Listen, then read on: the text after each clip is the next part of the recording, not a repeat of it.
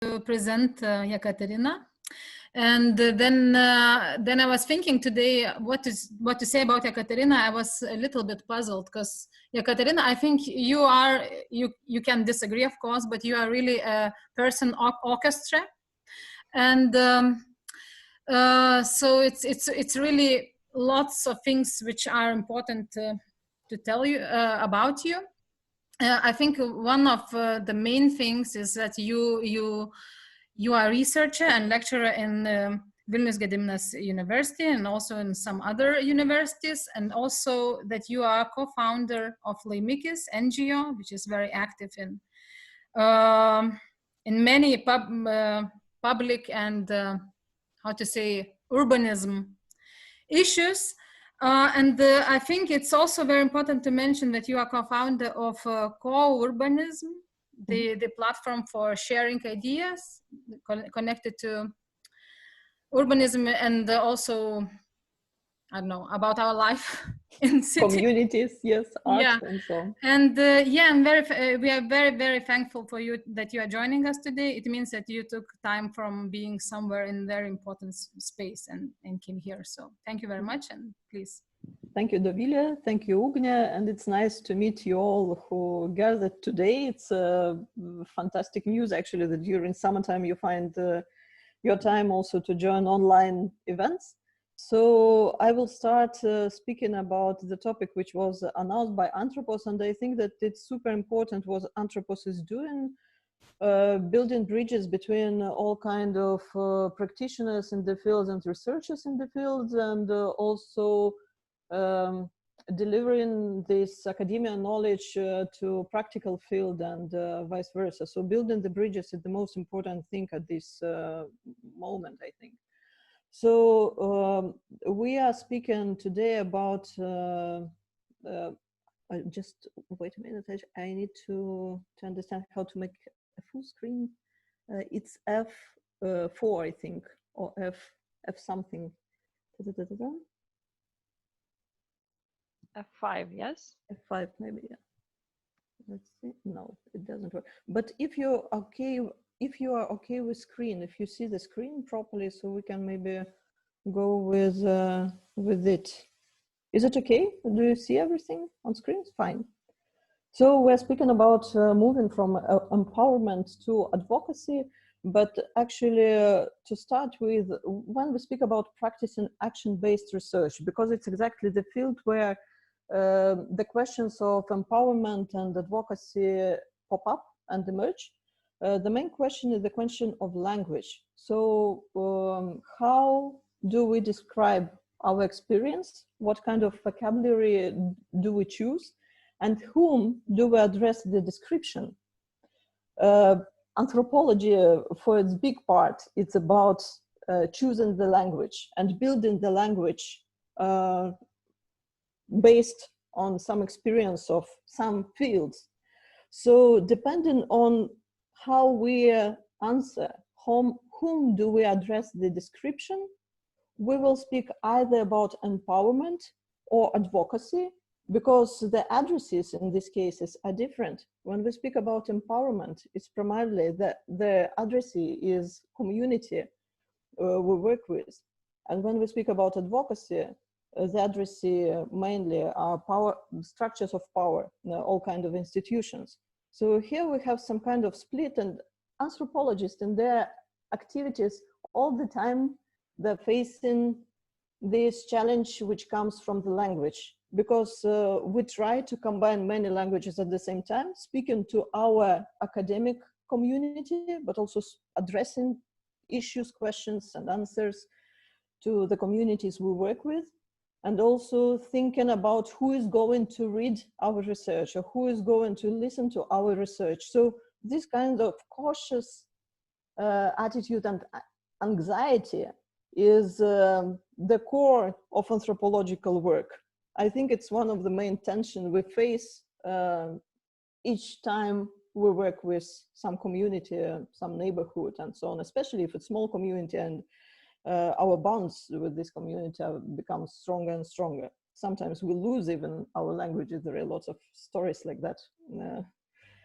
So in our practices as a laboratory for urban games and research, which we co-founded with my comrades coming from different fields, from architecture and from creative communication and from design, we draw upon micro practices, speaking about the methodological approach. So the most important thing for us is that in our common, our main thesis is that our everyday is based on these micro practices. It's light forms of sociality. It's these topics were developed by Ash Amin and Nigel Thrift, geographers, English geographers, who also are quite actively, the ideas of whom are quite actively used in urban studies and in all kinds of nearby study fields.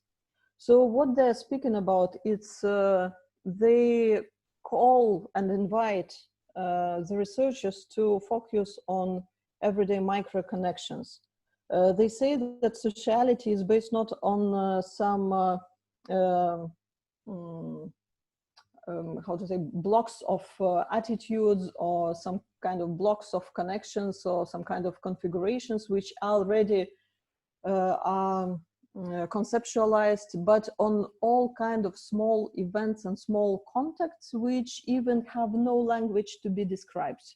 So everything which is happening around on daily basis, like small small objects which we find somewhere around, for example, lost gloves which you see on the streets in the wintertime, and you understand that, oh, some people care about each other because they put the glove from the road and they put somewhere on the level of the eye. So this is a small gesture which shows that there is a field of care and of awareness about each other. So the presence of the others in the social field is evident on the base of small gestures of trust and care. And as an example of this gestures of trust and care, I show you the picture of one of the monuments which is in competition with 12, I think, monuments in the world for the name of the smallest public monument. It's based in Sweden, in Stockholm, and each time you come there, it's a small human sitting on the bench and watching the moon. But each time you come here, you see all kinds of objects which are left by other people who attended this monument before you. Each time you see some kind of scarves and hats on this monument, and you see that sometimes these hats and scarves, they even have flags of countries these people came from. So in this case, the flag was Estonian. The photo was made several years ago. And through these small rituals and small gestures, again, you see that here we have a small place, small location for of care and also of trust, because each other person prolongs the small ritual which emerged in this location around this small guy or maybe girl.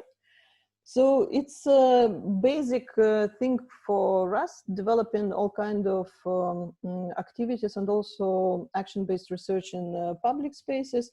So basically what we are doing, I see that it's not, maybe you see also these images here, which shouldn't be there.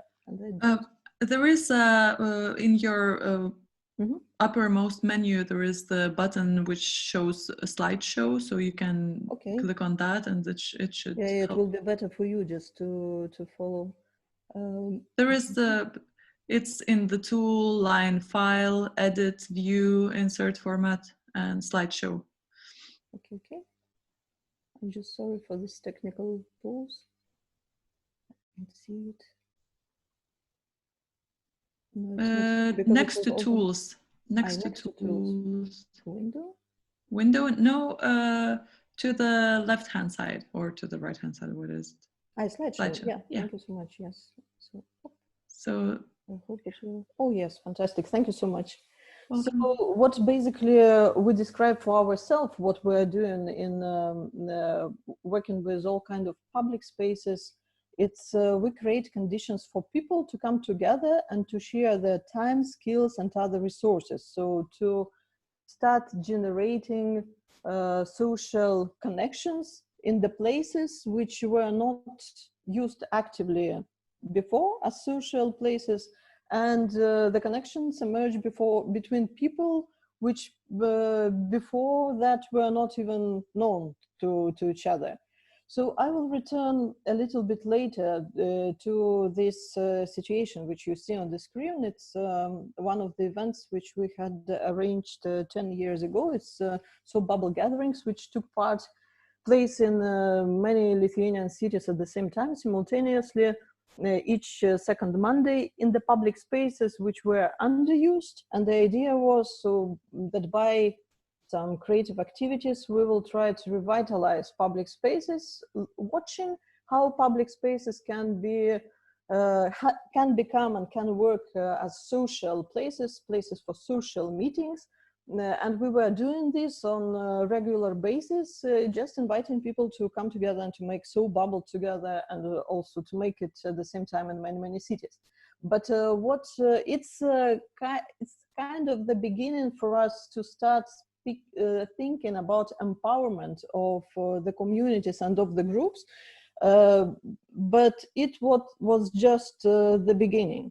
One of the theses here is that through creative interaction and cooperation, which is initiated in all kind of urban spaces, whether it be public spaces or whether it be small spaces in the neighborhoods, which has a bit different social dynamics, but still can serve as public spaces or community spaces, we build or encourage to emerge light sociality and also the networks of trust between people. So this is essential. This networks of trust is the most important thing. In my practice, I even avoid to use the notion of communities, because in Lithuania case, we have very complicated situations with what communities, local communities are. In some cases, communities are formalized, but nearby you get a very strong social network of contacts, which is not conscious about itself as a community. And in some cases, you even do not get any social contacts in some neighborhoods. So the communities are always in the process. So it's important to keep in mind. And that's why also communities need various tools for becoming more and more conscious about their potential and their possibilities and also their power. And the work of practitioners as us is to try to co-develop the methods and the tools which would help local people to get strengthen the network within their neighborhood, to get in contact with other neighbors, to understand what kind of resources do they get. I mentioned already some of the resources. It's time, it's also all kind of skills, and all kind of materials which are available. And then to understand what they as people can do together. So it's exactly the process of empowerment. As example, I will draw upon Šnipiškės neighborhood, which is in Vilnius. It's a historical neighborhood, but before it, I would like also to mention one more thing. I just remembered, speaking about the skills, that there was very nice model, which is still actual in some English towns, communities. It's called time management and skills management model. And it's based on the idea that, time banking. It's not time management, time banking. And the idea was that in small communities, you've got all kinds of skills. And it's good for the community to have some kind of exchange of the skills, because this exchange makes the community stronger, empowers the community. So the community workers, they proposed to community's members to map their skills. And these skills, they were divided into the groups. Some skills are basic. We can walk, we can see, we can do something very simple. Then some skills are middle skills. For example, we can read, we can write, we can do something still not very complicated. And the third group of skills is design skills, programming skills, driving skills, and so on and so on. So on the base of these groups, the community workers, they propose to the community people to exchange, to make exchange. So if one member provide something, some activity to other member, so then he or she can ask for help from that member. And so in this way, you get the network of skills. But what was the finding of these community workers is that the most popular skills are the basic one. So for many people from the communities, it's important that somebody would go for shopping and would help to shop. For some, it's very important that somebody would read to them, because there are problems with, for example, eyes. And the most,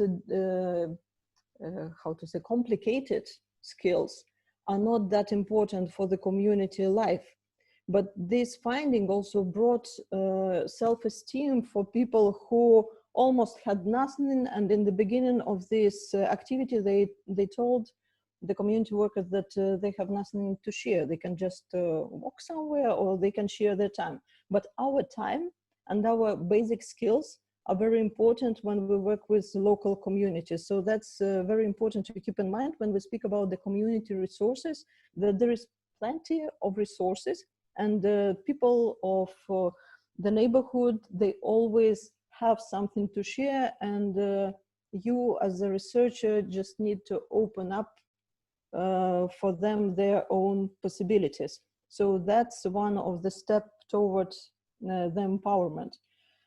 So going back to Šnipiškės, so here in Vilnius we have this wooden neighborhood, which is the neighborhood of the contrasts. It was well known already in 17th century as a neighborhood where ceramic tiles workshops and glass workshops were active.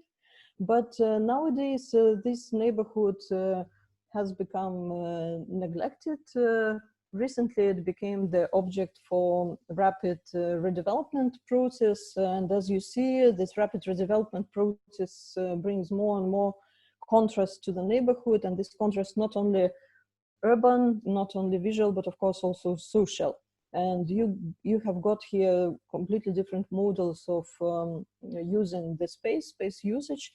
The wooden part of the neighborhood is living area, and skyscrapers, it's office area. So that means that also in the weekend, you've got half of the area, skyscraper area is empty, and it's like a ghost town. You know, you go there and there is nothing, nobody is there, there is nothing to do there.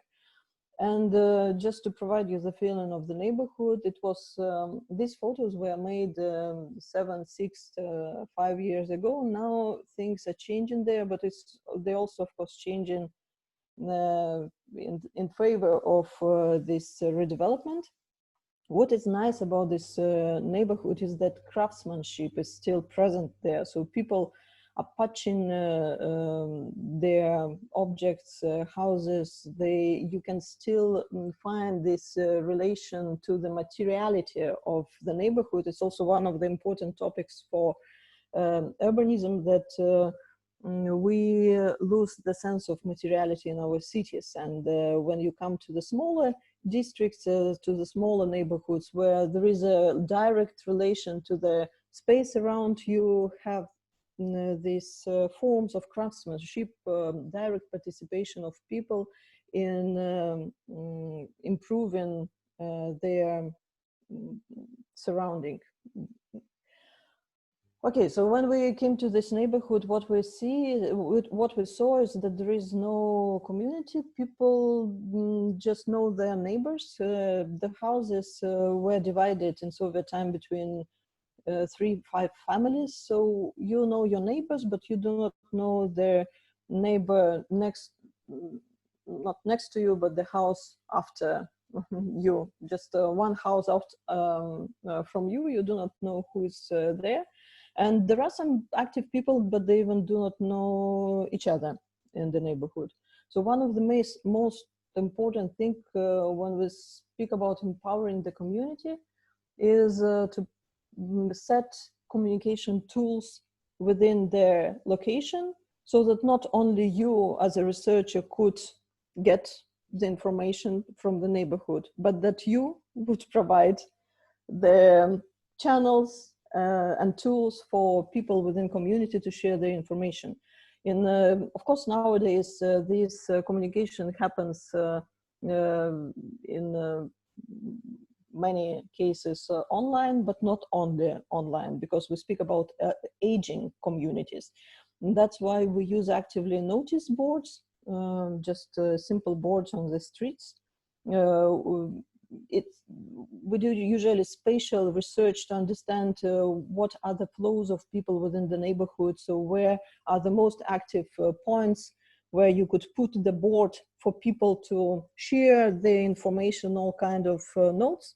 But in parallel, you open, of course, Facebook groups. In some cases, these Facebook groups are already open, but they're not very active. In this case, you go there as one of the active participants and you provide some discussions in this group, and little by little you can revitalize these dead Facebook groups by your online activity. So it takes quite a lot of quite a time, but what is important is to link this online and offline information, keeping in mind that part of the neighborhood people will not go online. So sometimes we really were printing some materials and putting them on notice boards in the neighborhood.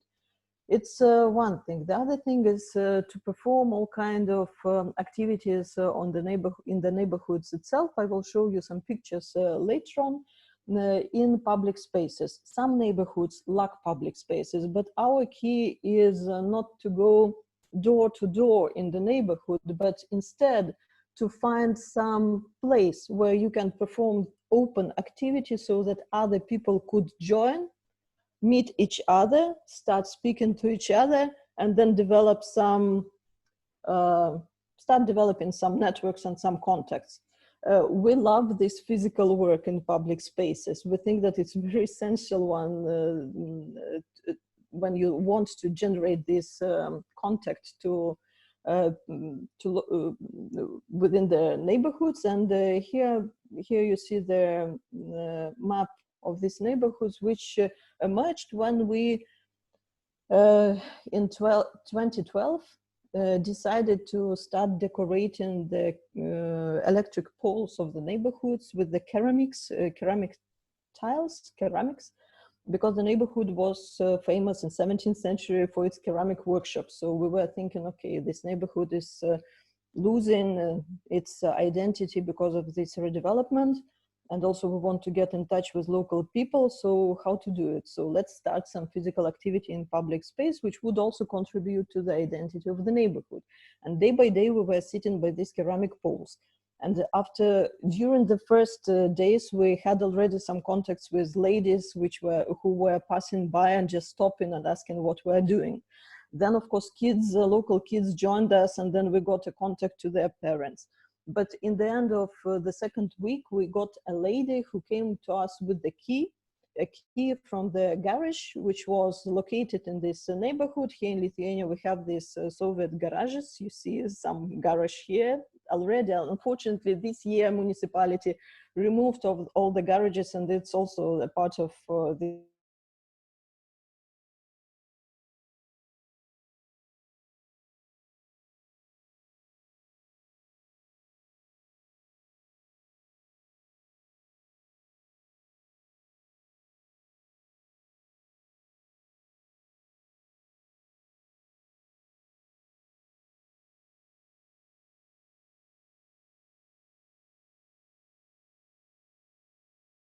tiles, and she puts them in the garage of her husband, and her husband is not happy because his garage is taken by ceramic tiles.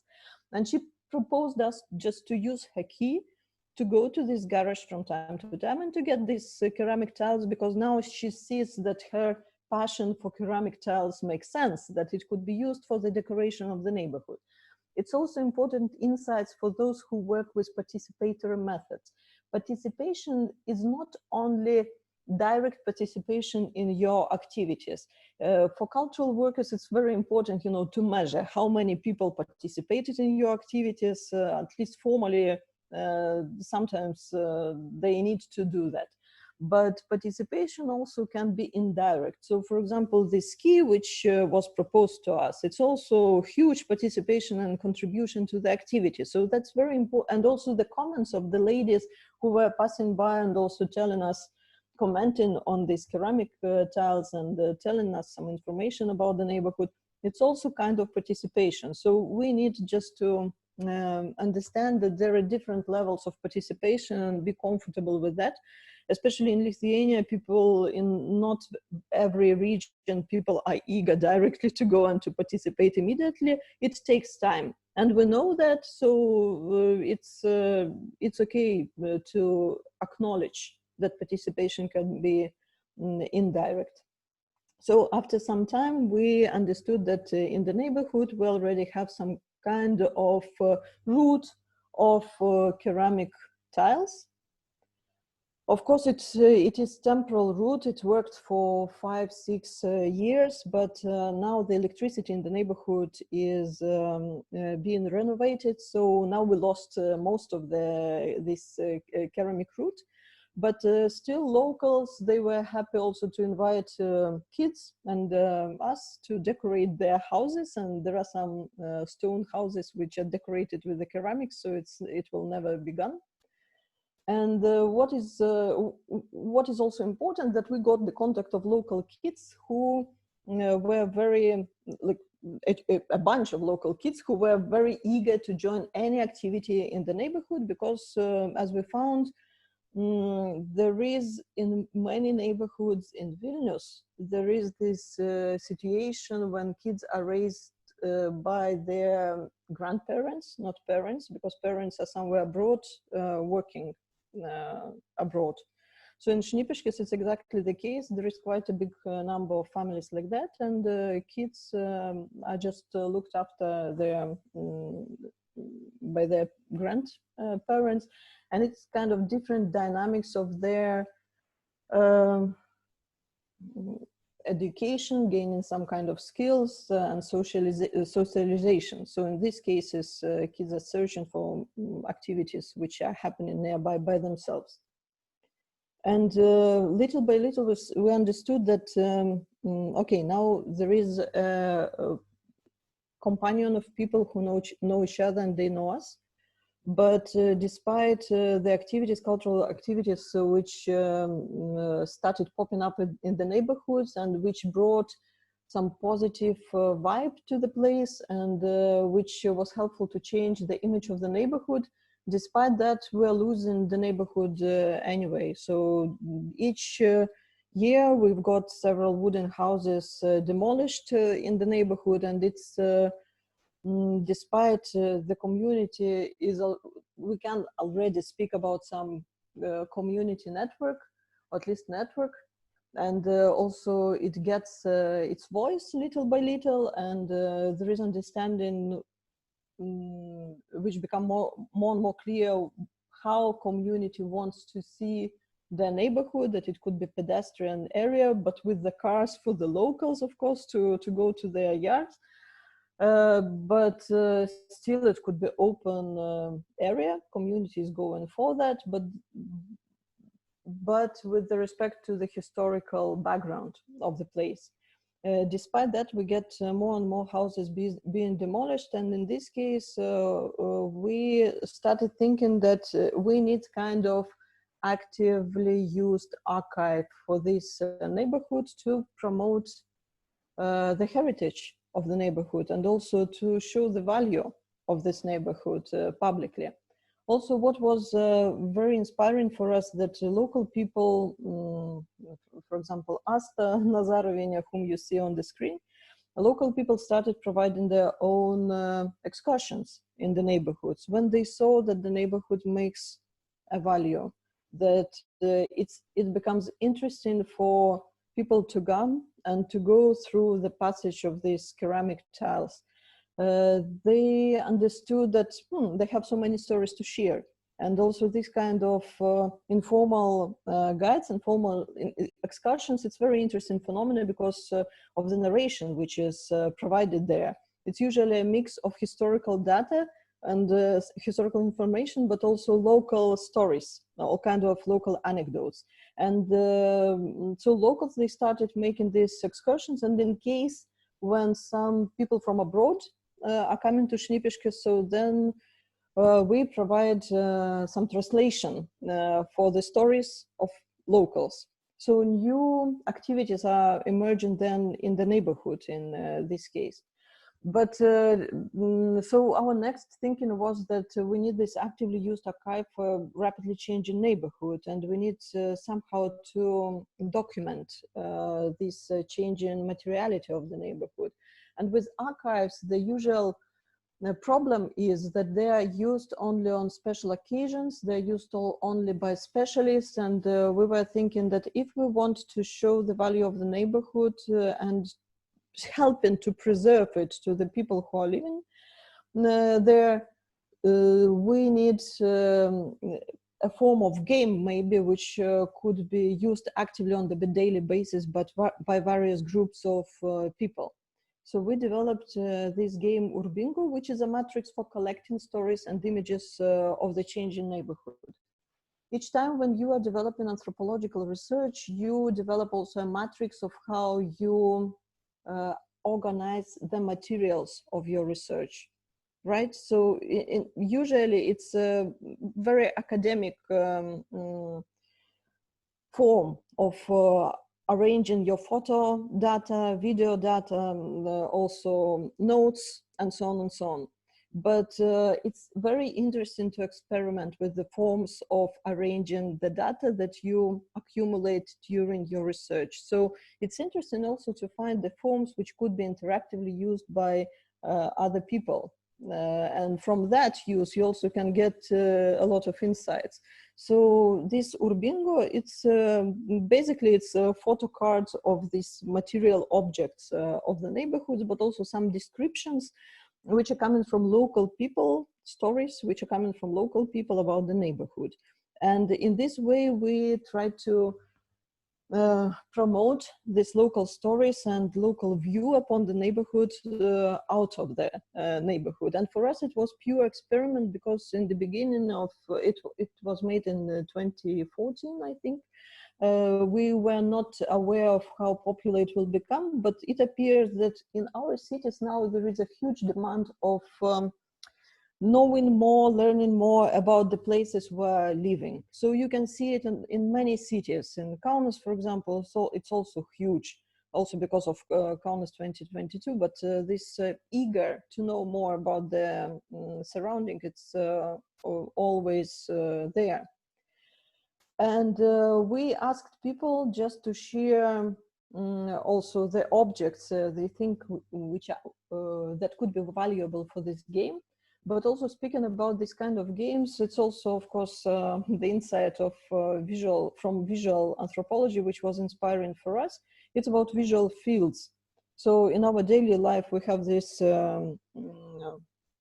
limited visual field. And here we can speak about different social groups which has different social, different visual fields. For example, experimenting with public spaces and with the interventions in public spaces, we saw that usually it's kids who are exploring everything around, you know, the view of kids is open, they look everywhere, under their feet, you know, around, they have plenty of time, and if they're not restricted by parents, they are the first who find all kinds of interventions, installations, they experiment a lot and so on. If you work with when you work with public spaces, you also see that the view of tourists, and its typical thing is always somewhere up It's on the facades of the buildings and a bit on the roof. And if we would describe the visual field of working person, it will be just very narrow and in a hurry and so on. But this kind of games, it's also open up the visual field. When you go into the neighborhood and you get all kind of cards, like here on the screen, some of them are presented, you see that there are tiles under your feet, there are roofs, there are some perspectives and so on and so on. So you propose to research actively the neighborhood, to go through the neighborhood more in a more active way than usually. And one of the feedback which we got from the users of this game, who came from other areas from Vilnius, was that they also understood that there is something to share in their neighborhood. So even if it's the Soviet style so-called sleeping districts, people who live there, they know that there are some interesting things to show. But to understand that, you need to have a matrix which will kind of regulate your optics and will show that how to look upon your own surroundings. So there is a lot of educational moments here, of course. What happened later with these activities, that locals were inspired by this game, and they started how to say, provoke us, sending more and more pictures, asking us, please find this picture, this object in the neighborhood. So they started, you know, they took this active role of game designers. So we got all kind of objects from the neighborhood. For example, this Šnipiškės Sphinx, which made of concrete and some other materials. And it changes, of course, it changes through the years, and also the objects which you saw already on the picture, they also are changing, because by the game you can stop the development itself, but at least it's now archives and it is actively used. Because one of the most the saddest maybe stories of anthropological work which I faced in my experience and experience of my colleagues is when, you know, some location is being demolished, and only after it's demolished a book or some research is published. Really, it's important to think about the formats we are working with. Some kind, it's good to use some you know, playful formats just to promote some knowledge beforehand and not waiting for the big book being published or big research being published. And it also increases the level of involvement both of local people and also of those who are coming from other districts and are astonished by the treasures, the heritage which is located in the area nearby. Also, it's one more picture which was sent by locals. We would never find it, but it's some kind of Viking ship in the area, which is not far away from the river, the Ris River, but still it's quite a long way from there. So we had, from time to time, we were arranging these games, but then when I started sharing this insight about using the games as archives, I also had comments from my colleagues and invitations from my colleagues from Alba Iulia, it's Romania, and also Liverpool. And then I just understood that this kind of tool, which was mainly designed for empowering local community to share their treasures and to showing also both to them and to people from outside that they have this valuable heritage, that it's also a tool of advocacy if it's used in a bit different way. So it's a Romanian version. So I was invited by Liverpool organization which is working with maritime heritage, UNESCO heritage in Liverpool, to conduct a workshop of game workshop, the Sorbingo game workshop for them. And it was exactly the time when their maritime heritage area faced the demolition because also of rapid reconstruction process. And the local organization, which is called Engage Liverpool, they arranged the workshops from different, made different stages. So beforehand, they just presented the idea of this game. Then there was voting of local people whether they like this kind of format or not. And when you're involved in this process, you see that it's so well pre-designed, and it's kind of long-term tradition, you know, in English cities of how to deal with local communities. It's very different for our comparing to Lithuanian cities, for example. We still are in the process of designing these kind of traditions and setting these traditions. And then after these discussions, we made together one of 4 games for Liverpool city, and the idea was also to make this actively used archive. But for them, it was a possibility also to raise the question about the heritage they're losing in Liverpool. So in this case, this game, it became a tool for advocacy, and the addressee also was not only local community and not only people of Liverpool and some guests of the city, but also municipality. And they used this occasion to promote this maritime heritage in their city. Another tool of empowering local people is direct participation in the development of community space or cooperative design or placemaking. So in both speaking about public spaces and also about community spaces, like in Šnipiškės district, we use this tool actively, proposing people to take part in designing process, making urban furniture together. So urban furniture is a very nice tool actually to explore how the neighborhoods work and how people use public space, and what is the level of trust in public spaces. And I will show you one of the examples. So here is the example of a tool which can be both a research tool, but also the tool for revitalization of the public space. It's a set of cubes for the urban furniture, and some cubes are made of, it's Tetris based, of course. So Tetris is an inspiration here. And some cubes are made of concrete, and it's very difficult to then to store the furniture. Some cubes are made of wood, and there is also a possibility to get this mobile part of this furniture. I forgot this name in English. It's stalčius. So you can open the furniture, right? It also brings a kind of playfulness in this set of furniture, and also you can provide people of the neighborhood with the possibility to choose the color. When you work with several neighborhoods and you propose people to take part in designing their public spaces, because you know that one of the problems in our cities is this typical standard playgrounds.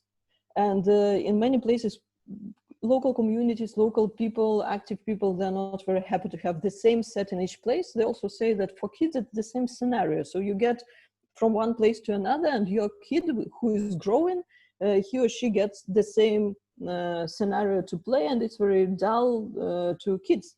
So when you propose to explore different configuration for the this public space, you also propose people to choose the color and so on and so on, to choose different configuration. And what we found, that in some neighborhoods where they feel really safe and the transit is less active, so they refuse of these concrete cubes, because when there is no concrete cubes attached to the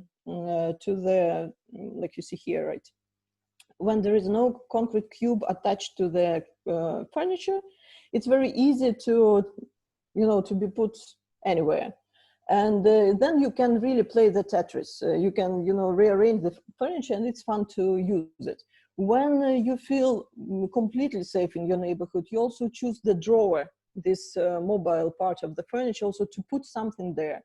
if the people in the neighborhood feel not that safe in their public space, so they choose as much concrete cubes as possible. But for us also, it was kind of finding that, you know, some communities, they're very politically oriented. For example, some young community who is arranged by some political leader, they will also use the colors of their party in the public space. So we found that this is the case actually when you propose some colors, they say, no, we will not use these colors because it's a different political party. We will use other colors to make this political identity stronger.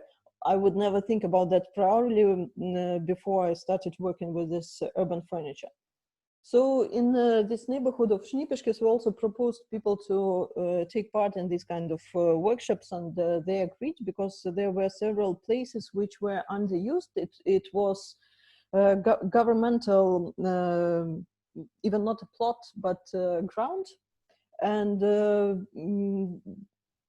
there were several places like that in the neighborhoods which were not used for any activities, but it's very interesting principle actually of echoing the activities. When you start some small activities in the public spaces, little by little local people will continue the activity, and this creativity in the place will be growing. So by this, in this way, the empowerment of local groups becomes even visually stronger. So for example, in the beginning, we were arranging this kind of workshop with the local urban furniture.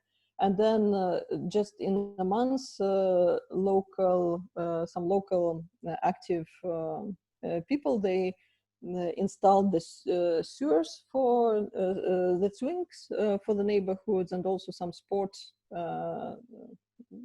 objects for sport. Also, there was a notice board for this neighborhood, and also after some time, again, locals, they installed their bookshelves for sharing the books. So if the activity goes in the right way, you will get this echo of from locals. So coming back to our topic. When we speak about empowerment, it's a methodological application of co-designed set of tools and methods which increases the autonomy of the group. So then the task is to come together with local people and to start implementing, co-designing the tools which will be helpful for this neighborhood, and which could be used by communities further. When we speak about advocacy, it's ongoing activity which can influence the decisions of politicians and of some institutions. And when we speak about advocacy, what I also found that actually empowerment advocacy wheel is used in some fields of the work of community, especially working with home violence. They use this model a lot, combining both empowerment and advocacy. From my perspective, the perspective of my practice, it's better, and the goal is working with urban community to create the conditions for the community, for the group of people to continue with their advocacy, to empower them to continue with their advocacy, not to advocate for people who are living in the area. However, in our practice, we also draw upon German tradition, German model of community work. That means that if we are coming to the neighborhood for several years, we rent the space in the neighborhood to live there and to be the part of the neighborhood. So it's a golden rule for community workers in Germany, but it's really work when you work as a researcher and practicing this action-based research in the neighborhood, because otherwise always you will have questions in your mind. Who are you? And also people will ask you, are you one of us? Or are you coming from somewhere? So for whom you are working then? So the most fair thing is to come to live to the neighborhood you're working with.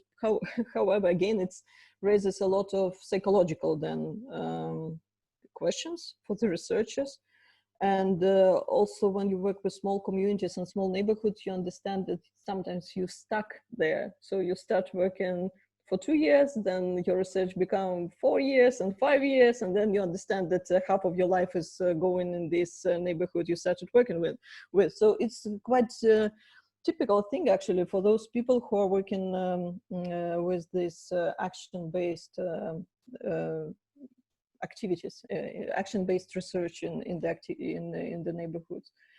As an example of a community, a strong community who started advocacy for themselves, it's Šančiai community in Kaunas, Žymieji Šančiai community.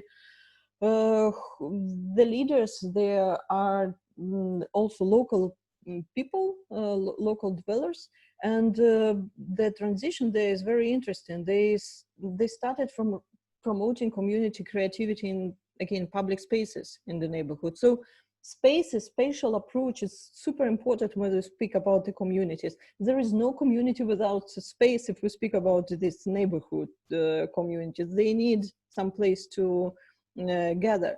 So, and that inevitably brings us to the idea that we need some kind of creative tools, which would bring people together to these public places. So that's why in many communities, this consolidation coming together starts from creative activities, arts activities, and then this arts-based activities become a part of identity of the community.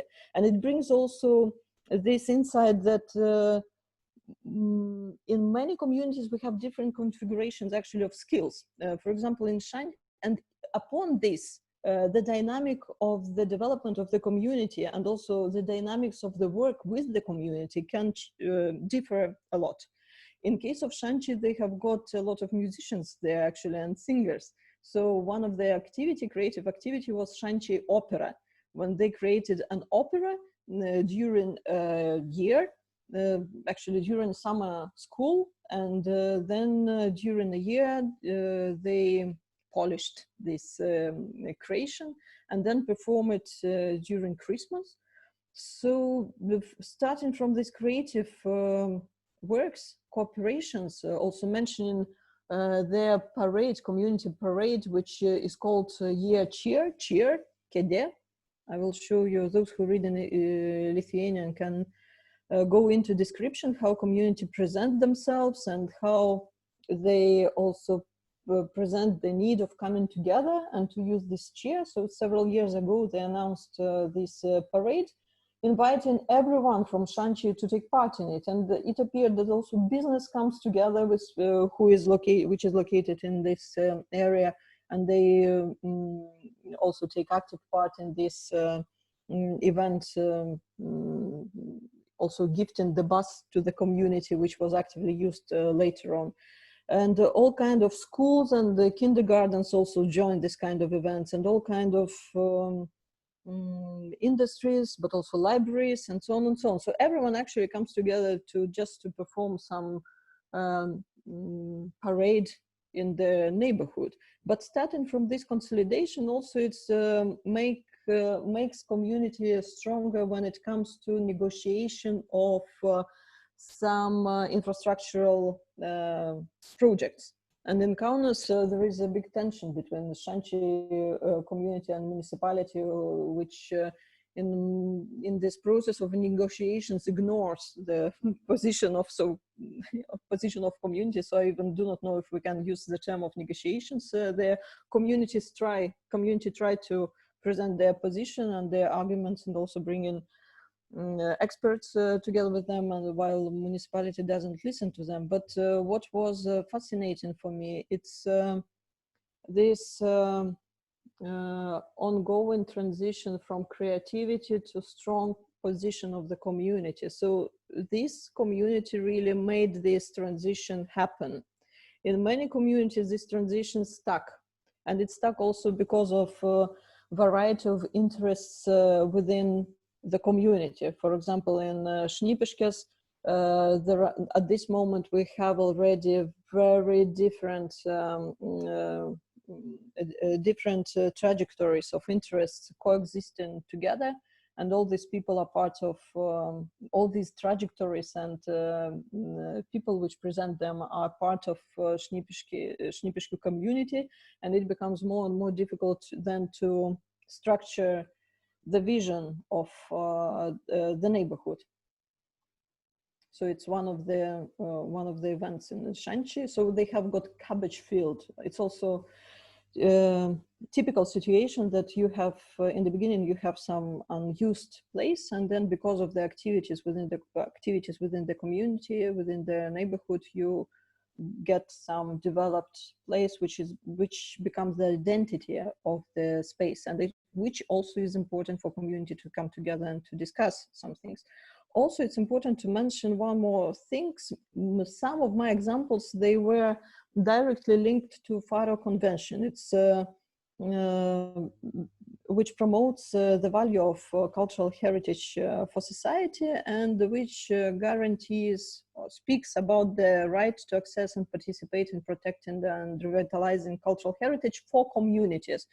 So it's also one of the important topics, just to understand the heritage. It's not only this narrow concept of what is valuable in our cities and in our surrounding, but it's also cultural heritage, living heritage, and so on. So it's the recognition that our environment has valuable traits which are important for the community, and it's very important to acknowledge them when we speak about the development of the city or the development of the neighborhood. And one more thing to add when we speak about about this configuration of skills within the community, that it's very important what kind of skills people got, and depending on that, the activities can be launched more or less successfully within the neighborhood. We found during our practice in Šnipiškės that it's very important to localize the knowledge and localize skills for the kids of local community, because they exactly are the horizon for the development of the community in the neighborhood. So here you see on the slide the invitation made by kids for some of the events, and one which was arranged by kids themselves. So after taking part in the events which were initiated by our group and also supported by local adults, then kids which were taking part there starting from the year of 3-5, they started also joining this event. So we have the permissions of showing the photo. And after some time, they started also developing the events by themselves. So inviting adults to these events. And one day I got a call from local kids who were asking me, please bring us a professional designer. And I was asking, why professional designer? And they told me, you know, when we are arranging an event and we are putting the placards like that, written in our kids' handwriting, the adults then do not acknowledge it as a real event. And we want this event to be real.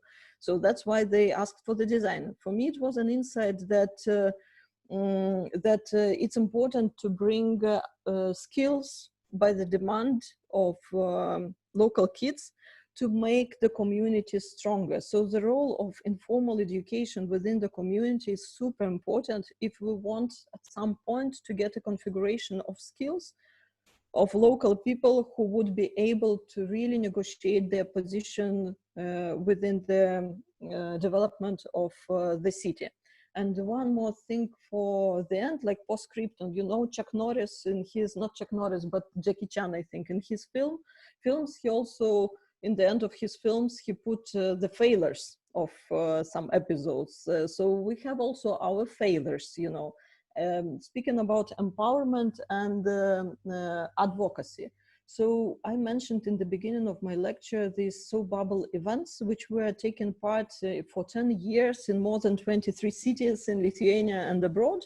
in public spaces, and the idea was simple, to just invite people to public spaces to make soap bubbles together, and by that to revitalize public spaces. And in many places where in places where less and less actively used, like in Kaunas, for example, this Laisvės alėja, after Acropolis was built, it became less active.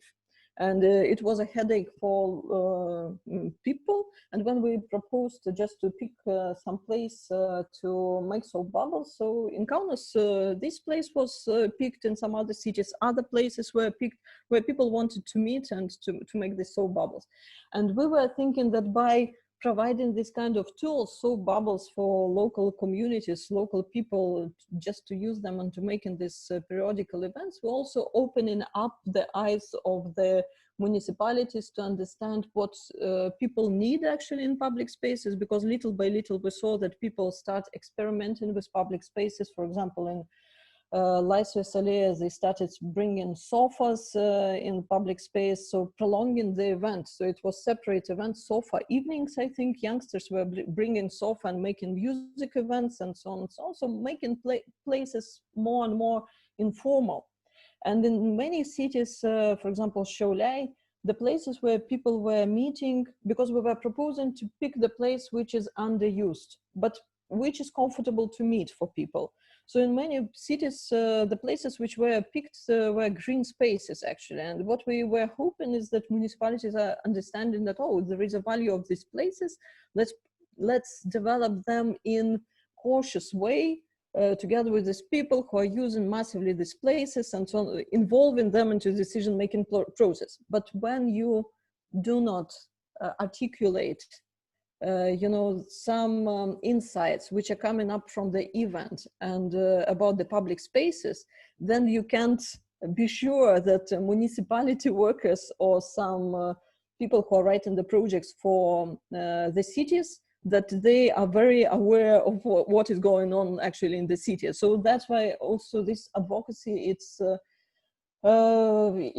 really important not only to be sure that, okay, you provided some tools for empowering some groups of people, some methods, and they're working and now they're developing, but from time to time you really need to take the voice and to start advocating for public spaces and for people who are using these public spaces. In our case, we lost this opportunity, and now we had huge number of projects in many Lithuanian cities which actually demolished green spaces which were used actively by these people. In case of Kaunas, you have much more better project than in many other places. It's just photos, nice photos by Alexandravich, so that's why they're here. So that's all for my postscriptum on these failures of advocacy, and that advocacy is really needed, and we must take the opportunity also to raise the voice. So thank you for your attention, and if there are some questions, so please ask. Thank you for your presentation. It was really interesting, and for listeners, so please don't hesitate to ask questions, or if you feel uncomfortable to speak, you can just write in chat your questions. And I have one question, actually two questions for you. So first one would be about what is or what could be relation with community empowerment and gentrification process? Like, is there any danger in that we empower communities and then we encourage this gentrification process that might be not that well accepted by community? And second question would be a little bit different. So as far as I know, you're really involved in activism for green spaces in the cities, especially in this group that saved Vilnius trees, or I think, if I translated correctly in English. And so I think it's a little bit different work then. So how could you compare those two ways of doing action? So this community empowerment and then this really advocacy work for green spaces. Thank you for the question, Ugne, for the questions. This question about gentrification is quite a typical one, but what I face here in Lithuania is that because in some places it's not, you know, the possibilities are not between gentrified space and how to say, unknown and non-gentrified space, but between demolished space and like in case of Šnipiškės, we had the only possibility is that space will be demolished because it's wooden houses and they are gone. You know, it's not about gentrification of the existing area, it's about just demolishing the existing area. A similar thing is with Shanchi actually, because they became protesters, active protesters when the project, when the infrastructural project of the road, which detaches the river from the neighborhood and which takes away the recreational area, popped up. So it's not, it's also, you know, it's about rough development projects in our case, in Lithuanian case, but also I was exploring it in cooperating with German colleagues, these topics, and there they set this community management, neighborhood management, community management program, which is launched not by municipality, but by regional government. It's different from to Lithuania, comparing to Lithuania, we have ministries and we have municipalities, and they have ministries, regional government, and municipalities.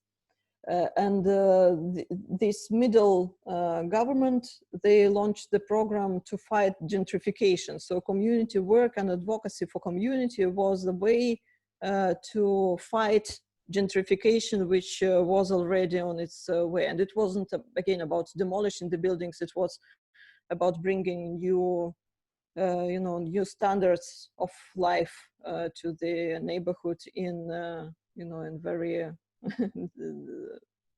direct way. So we have different opportunities here in Lithuania, I think. And actually this question of heritage, it's also very, how to say, painful in Lithuania, because we do not have programs which would work for the heritage. So my vision would be that we need to find the mechanisms which would allow the people of the neighborhoods to generate the resources for preserving and developing their heritage, using also heritage for that. We still lack this kind of knowledge, but these small roots already pop up. For example, these activities by the neighbors when they start arranging excursions in the neighborhood. I believe in these kind of activities. Katz is also anthropologist. I believe in this kind of activity that people of the neighborhood, they should get the possibility to gain some resources and money from living in the neighborhood to invest back to the neighborhood.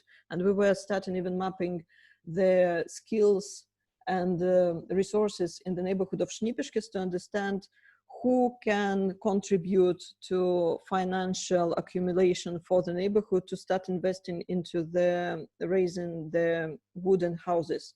However, the problem is also with the ownership, because lots of owners are out of Lithuania or out of Vilnius, and it's very difficult to reach them. So there are a lot of complications here. So that's for the first answer. As for the second answer, it's a different role, I think, because when what comes to this greenery, green infrastructure in Lithuanian cities and in Vilnius as well, I act there as urbanist and just a citizen of Vilnius. I'm not a researcher there, and it's not, I do not work in this case with some group of people in some location. So it's different, you know, from ethical point, it's also a different situation. So here, just active citizen, and that's my role. And we really need more and more skills there. For example, understanding of local laws. So we cooperate a lot with lawyers from Kaunas, with Saulis Dambrauskas, who provides some consultations to activists. Also, at this moment in Lithuania, what concerns development of public spaces and development of green infrastructure, I see that we have got a time when rapidly a new network of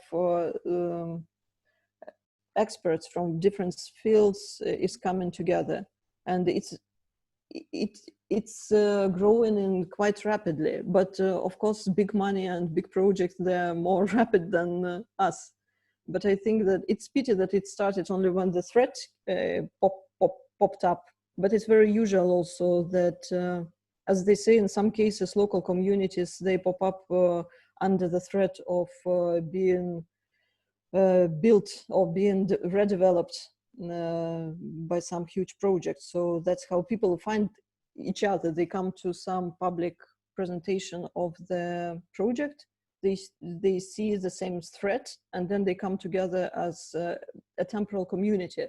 The problem is here that in this case, there is a big chance that the community will be just temporal, you know, that after the threat gone, the connections will gone as well. The better way is to start with these creative activities, I think, with this positivity, thinking about the identity of the place. But it must be mentioned that these kind of processes of creative communities emerging in Lithuanian cities started during last economical crisis in 2009 to 2012. It's the same with Šančiai, with Šnipiškės, and with other communities. So if you find stronger community which already is developing for a long time some activities, usually it will be this community which emerged during the crisis. Why it's so? Because these huge development projects were how to say, frozen for that period. We had no threats. We had quite enough time and space to develop activities in the cities, and that's why I'm quite positive about economical periods of crisis. Of course, it's hard for people, but at the same time, it brings a lot of solidarity in the city. Thanks very much for your answer. I see there is one question from Agnes as well in the chat. So I will read it for those who hasn't opened it. From your own experience, how is it to start a dialogue with local power government representing the community you advocate for, and how to, as anthropologists, to translate the needs of the community to the language understandable for local officials, politicians, so it can result in some real change? And what are your tips? Oh my God, that's the most essential questions. Thank you for them, but they are really open questions for me, especially the second one, how to translate the need of the community to the language of local politicians. You understand also that the agenda of politicians differs each time, and in Lithuania we have these periods for one party or other coming to its power, and then we have different agendas. And unfortunately, on the level of the cities, we also see that depending on the mayor and his or her team, we also have different agendas. And in some cases, new mayor completely demolishes the agenda or ignores the agenda of previous ones. So for us, the big question is how to ensure the long-term process. So not to change, the language also each 4 years.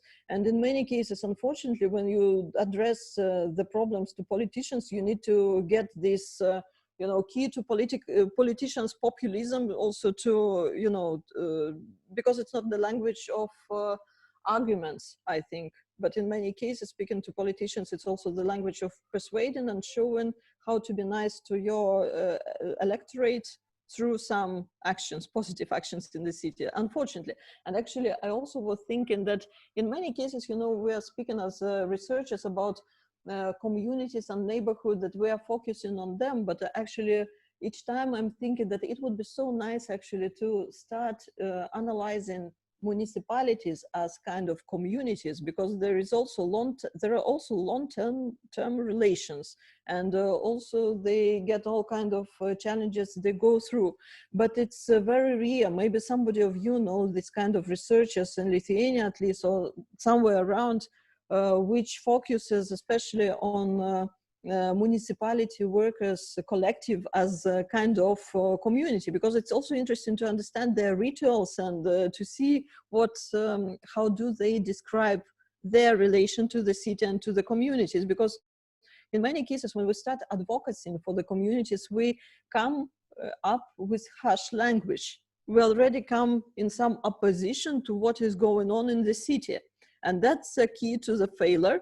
Because then politicians do not want to listen to this kind of unnice language, and so that's one of the big challenge which I meet as a person who advocates, for example, for these green trees. I can't, I still can't find nice, mild language for politicians in my city to be nice connections with them, because sometimes I just can't stand as urbanist the processes which are happening around. So it's really about the languages, but it's also about getting more information of how municipal people think about the city, what are their categories.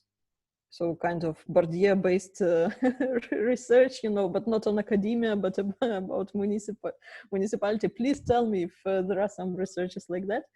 And so how to start the dialogue.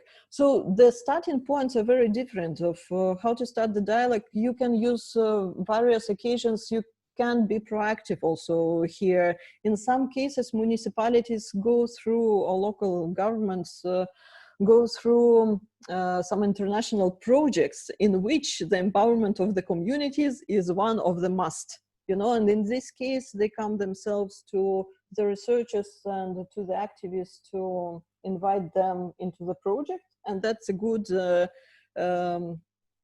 opportunity to promote some changes, positive changes in the thinking about the public spaces and the city. The problem is, in this case, you get positive cooperation with the municipality, but the problem is that it's temporal one.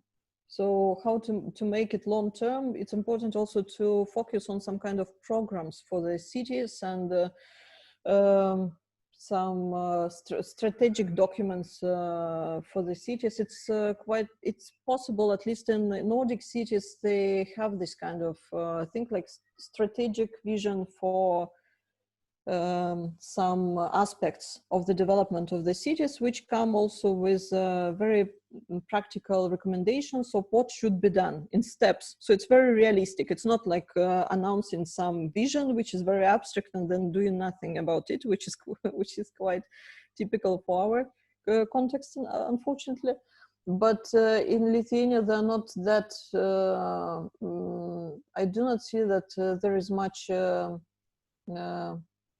political will to start developing this kind of strategic documents. Of course, there is a strategy of the development of the city where a lot of knowledge like that could be put, but it's again depends of who is winning, for example, the public procurements for municipalities. So it's a very technical thing, and in many cases, researchers, they're not eager actually to even take part in this technical part.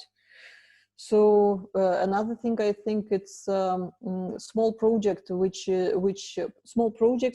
are run by municipalities. For example, many municipalities in Lithuania were quite in privileged situation. We have this kind of small grants coming from municipalities for communities and also for development of public space. In Kaunas, for example, it's a development, I think, of Kaunas accents, like it's arts grants for artists and cultural people for developing spaces. They are small, but again, it's a possibility drawing on the resource of municipality and under the roof of municipality, which is important, to do some positive things for local localities, local neighborhoods.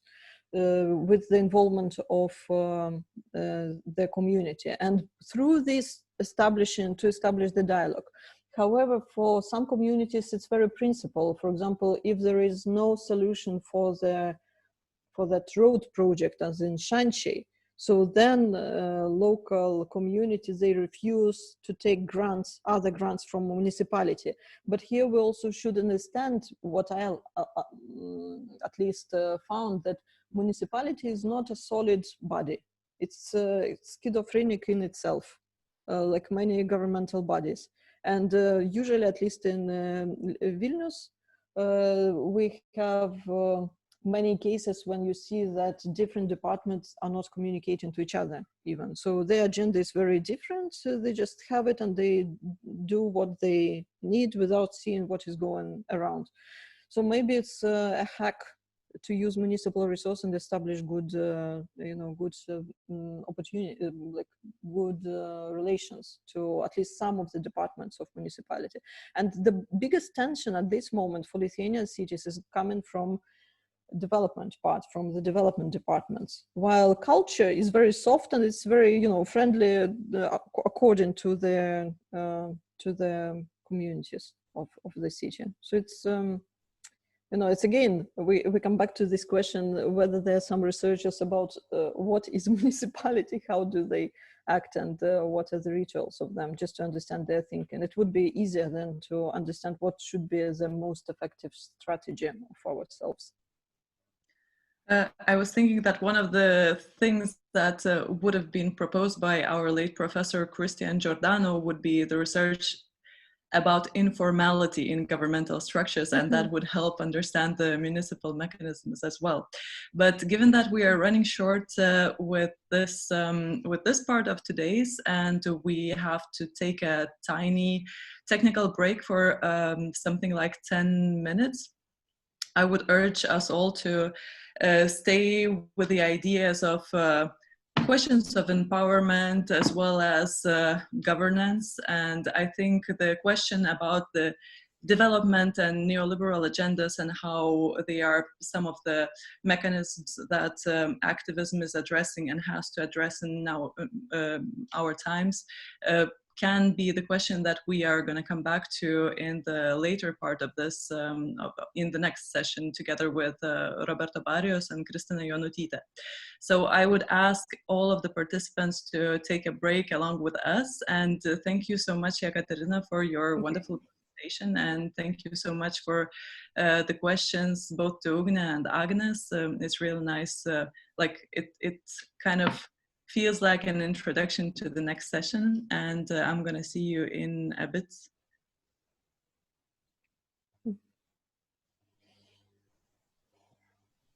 Just use the same link, Zoom link, for the next session. Okay, so we go away now. Yeah, you can go grab a cup of tea or whatever. Okay. And let's meet in 10 or 15 minutes. Yeah. Okay. So we should leave now this group, yeah? Yeah.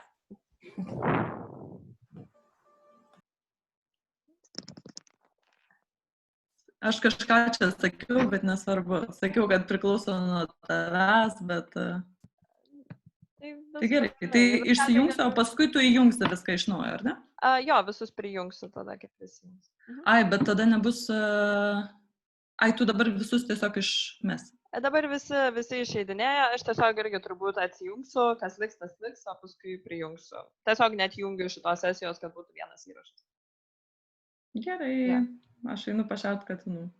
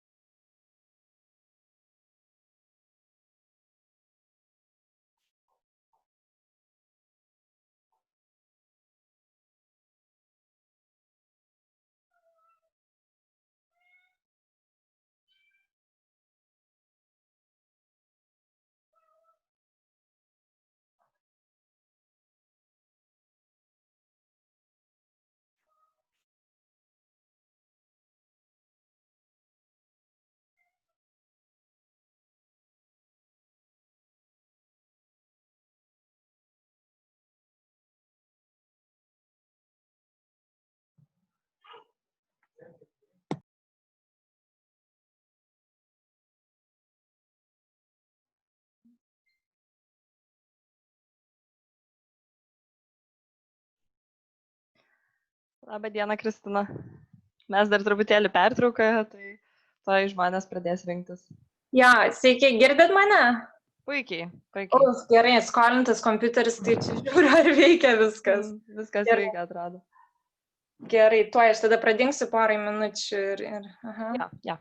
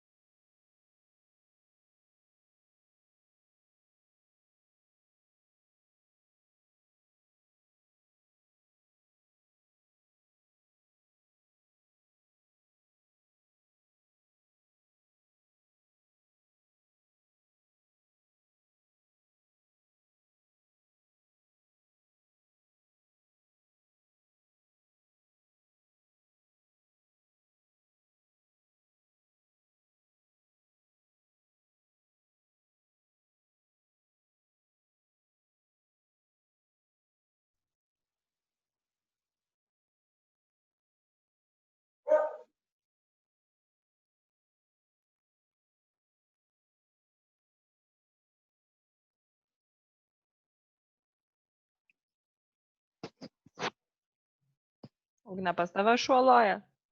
Aha. Tuoj nori eiti lauką. Tai aš gal užsimutinsiu kuriam laikui.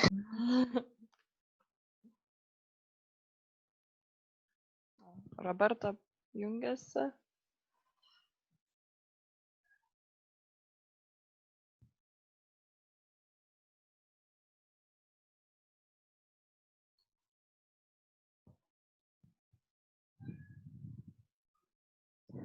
Hello, Roberta.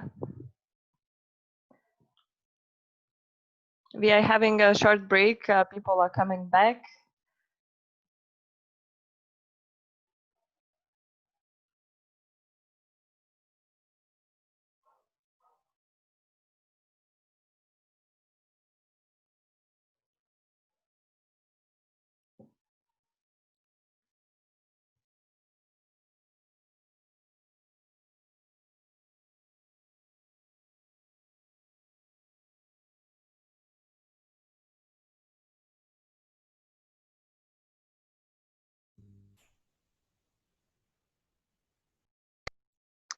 So while people are still connecting and coming back from break, so I will do a short introduction just for those who just have connected. So welcome to Anthropology Day 2020. And so today is the second day, so Anthropology Days, I guess. Yesterday we had a workshop with Artur Spokshans about applied anthropology methods. And today we just had a workshop with Jekaterina Lavrinec about from community empowerment to advocacy. And now we will be having this interesting discussion about knowledge, about change and knowledge to change with Kristina Jonutytė, Roberto Barrios, and Jekaterina Lavrinec. And a little bit about today's topic, this year's topic, which is social action. So this Anthropology Day is part of the bigger project in Baltic states, Social Science for Social Action, which is funded by Nordplus. And the project is coordinated by Anthropos, so us and other organizations taking part are Jaunradės Laboratorija from Latvia and 2 student associations from Estonia, so Tartu Nefa Group and Estonian Anthropology Association from Tallinn.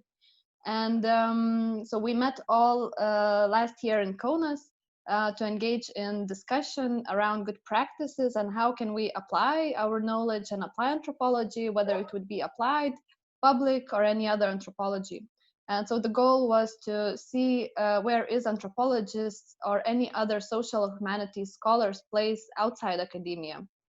And this year we have workshops and discussions on social action. And we think that our study programs have presented us with broad range of social and structural issues of contemporary. However, we need tools and skills to address those issues that we study and research. And so we decided to organize these workshops, and similar workshops are happening also in Latvia and Estonia. So I guess that would be this short introduction from me, and my colleague Daina gonna moderate the discussion. So I will give word to her now. Thanks, Ugne, and thanks everyone. It's a real pleasure to meet the people that we do know from this field and new people coming in. And it's a real pleasure to see our lecturers, our professors joining us in this discussion. And I just wanted to say a tiny disclaimer, like from time to time, there might be felines running in front of me, between me and the computer screen. I have 2 cats and it is their feeding time, so I'm really sorry about that. So there are many issues that Ugne has already mentioned that we are interested in. However, I would really be appreciative if all of the audience or all of the participants of this call would be active in asking their questions, the questions that they have, that maybe they have had previous experience in the field of activism, or maybe they are anthropologists or other social scientists that want to engage in the field of activism, or other spheres of a bit more practical approach to what we have and as possibilities. And I think it would be, well, when we were organizing this whole thing, we were thinking that we would like to make this meeting kind of as informal as possible, because that would also help us in trying to negotiate these spaces of dialogue, right? And we have to start it from ourselves, I guess. So what I would first like to ask would be to each of the participants to shortly present themselves, because we have in our communication presented each of you regarding the notes that you shared with us. However, I feel that it would be interesting if you could just share a couple of things that are maybe important in how you see your role between the academia and the broader society or societal issues at the moment, and not only as social scientists, but maybe mainly as plain human being, and especially in this time where we have so many political, socio-economical and other issues rising up and mounting in number, I guess. to make this discussion a little bit easier, I'm trying to kind of open this window so that I can see all of the participants. And I see for the participants of the discussion, other than Roberto, Kristina, and Jekaterina, I also want to remind that there is a possibility of raising hands in the chat section, or you can simply publish your questions whenever they arise if you are not really keen on voicing them yourself, and I can read it over. So maybe we could start from Kristina and then go over to Jekaterina and then go over to Roberto. This is the way I see all of you in my screen. So this is the easiest way to decide how to start. And all three of you are engaged in lecturing, and all three of you have some public roles. So I guess this discussion will not be very difficult for neither of you. So Kristina, I'm leaving the virtual floor to you. Sure. Can you hear me okay? Yes. Yes, great. So hi everyone. I'm sorry I couldn't take part in the earlier parts of the discussions and workshops. They sounded really interesting, but I have a lot going on. So you know my name already, and I am an anthropologist, and I teach anthropology currently at Vilnius University and Vytautas Magnus University. I research Buddhism, Buryatia, which is a region in Siberia. So I guess that's a very short introduction into what I do as an anthropologist. I don't really, so it's kind of in the spheres of political and economic anthropology, urban anthropology a little bit, because I do urban context. Yeah, so I guess I'll keep it really short because of the time, but actually I don't consider myself an engaged anthropologist in the narrow sense. I'm not an applied anthropologist either, but I think it's actually all the more interesting maybe to have, you know, different standpoints, different kind of positionings in this discussion, because of course, as someone who does research in political anthropology and teaches political anthropology, I think, you know, I see our activities as social scientists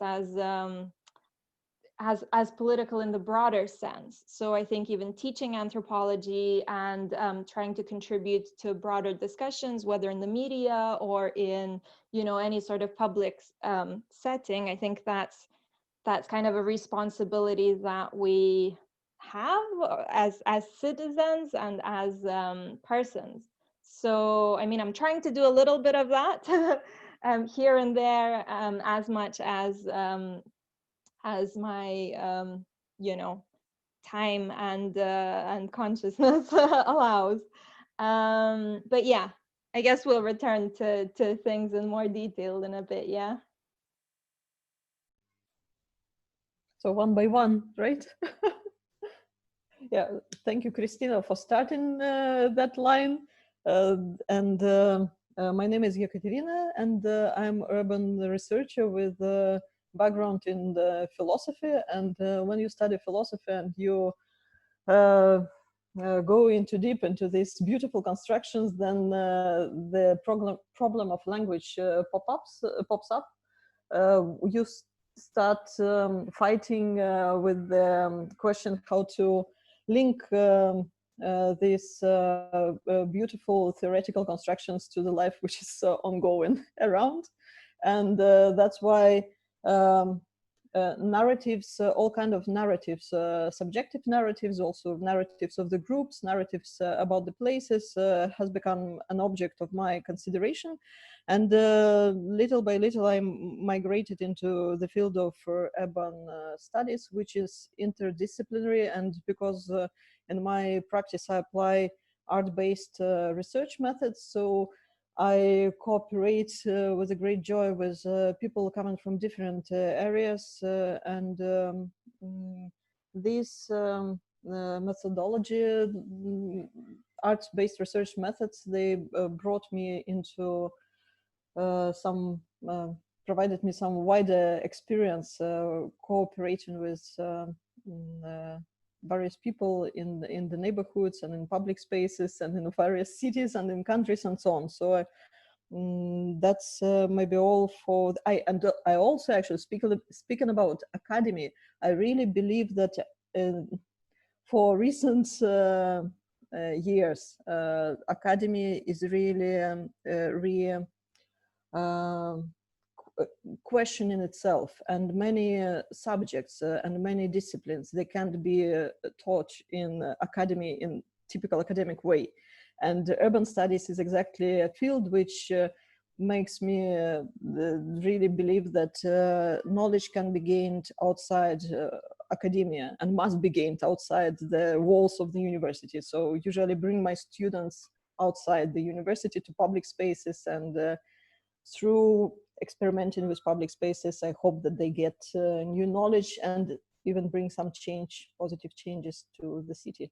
So that's all for this moment. And Roberto. Well, hi, everyone. It's a real pleasure to be in Lithuania this morning, or this afternoon for you. So yeah, the answer to this question for me is a little bit autobiographical, and I suppose it is for all of us. I was born in the country of Guatemala in Central America. Of course, Guatemala did not exist as a nation state in 1524, when a Spanish conquistador, Pedro Alvarado, was accompanied by Tlaxcalan fighters from central Mexico and proceeded to devastate the kingdoms of the Quiche Maya and Cachiquel Maya in beginning a 500-year process of colonization that created tremendous inequities in the nation state along lines of ethnicity, greatly benefiting the descendants of Europeans and the descendants also of Europeans and indigenous people, and systematically oppressing the indigenous majority of a nation. So I came into this situation 500 years into its own making, and I was shaped as a person and as a subject in the midst of this colonial situation. The body that I have and the person that I was shaped into is someone who in Guatemala would be called a Guatemalan urban male Ladino. And I enjoyed what in the United States many people would call white privilege. Although, of course, my family was not of the highest echelons of elite society, I certainly was taught that I could benefit and that both indigenous people and women owed me something. And the tremendous civil war that this 500-year culminated in led my family to migrate and to seek exodus and to exit as refugees and come to the United States. I was 13 years old at that time. When I was growing up in Guatemala, I grew up to experience all these privileges seamlessly. I just thought I had the right to impose my prices on indigenous people for the things that they produce with their labor at the markets. I just thought that women owed me reverence, right? And I had never experienced what it was like to be a second-class citizen. When we moved to the suburbs of the city of New Orleans, I, for the first time in my life, had the very visceral experience of what it felt to be systematically discriminated as a Latino. And while this was a personally painful experience, it was also a very informative process, perhaps what Jekaterina is saying, this urban anthropology, having to understand the history of American suburbia and the relationship of racism to the creation of that particular type of urban space and how I ended up being plopped into it, and how I learned outside of the academy. I didn't become an anthropologist, but I began to discover within me that anthropology was something that I wanted to do. And most importantly, because I began to ask these questions. If I don't like it when people discriminate me, why was it that I couldn't see it? And why was it that I couldn't understand it when I was benefiting from very similar structures of power?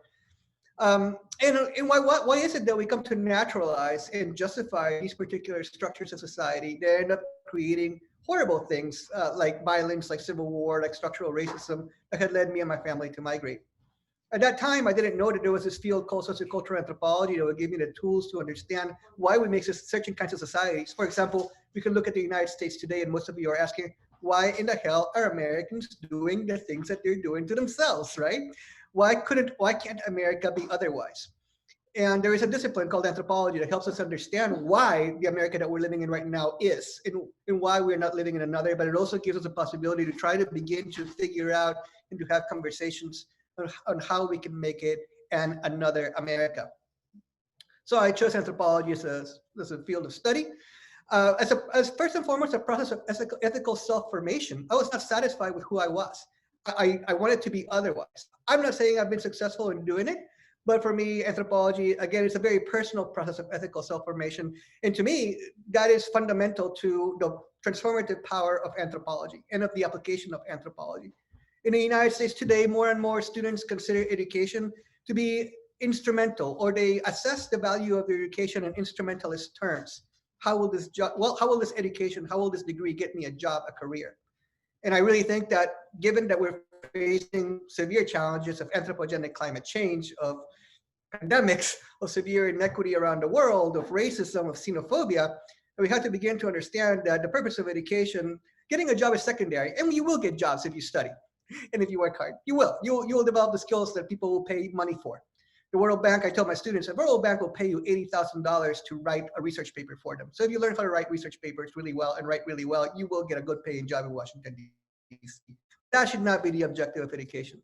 The objective of education and of an anthropological education should be, again, let's think about anthropology, right? Let's think of ourselves as a corporate community. That is the obligation of the previous generation to help shape the future generation. And the purpose of society should not be to produce capital, to produce wealth, or to produce inequity. It should be to produce subjects, to produce people who reflect on ethics, who reflect on what it means to be ethical, who reflect on what it means to be sustainable, and what will allow for the next generations that follow us, hopefully, to be able to live as well, or perhaps even better than we can in terms of ethics and in terms of their ethical relations, not just to other people, but also to the environments that they live in.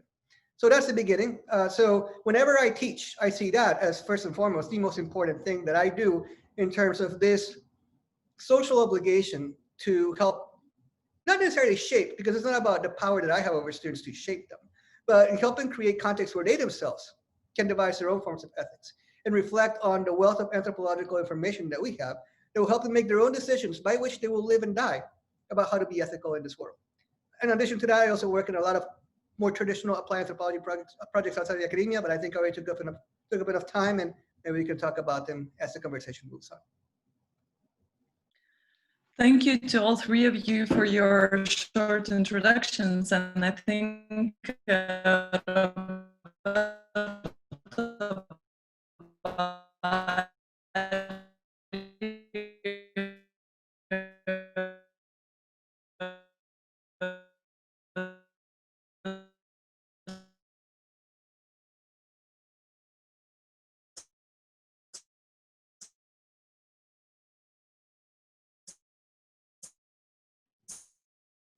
we have some technical issues.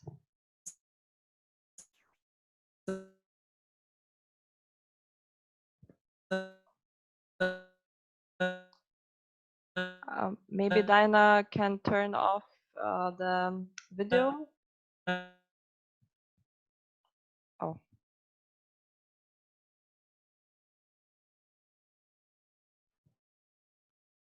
I think we lost Dinah.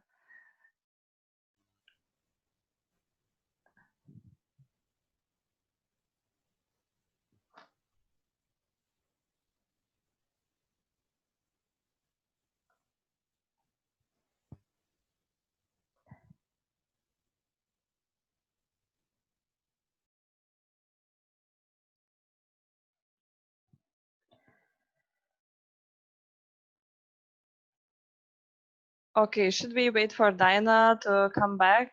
Or maybe someone has questions, we can maybe use this time for them.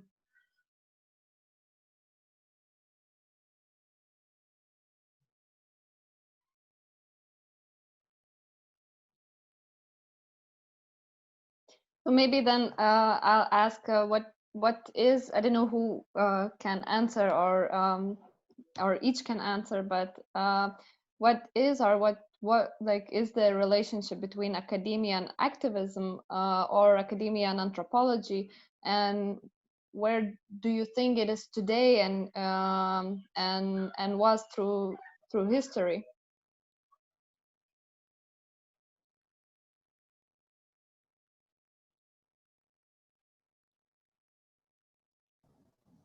Well, I'll chime in if that's okay. Let me know when I'm speaking too much.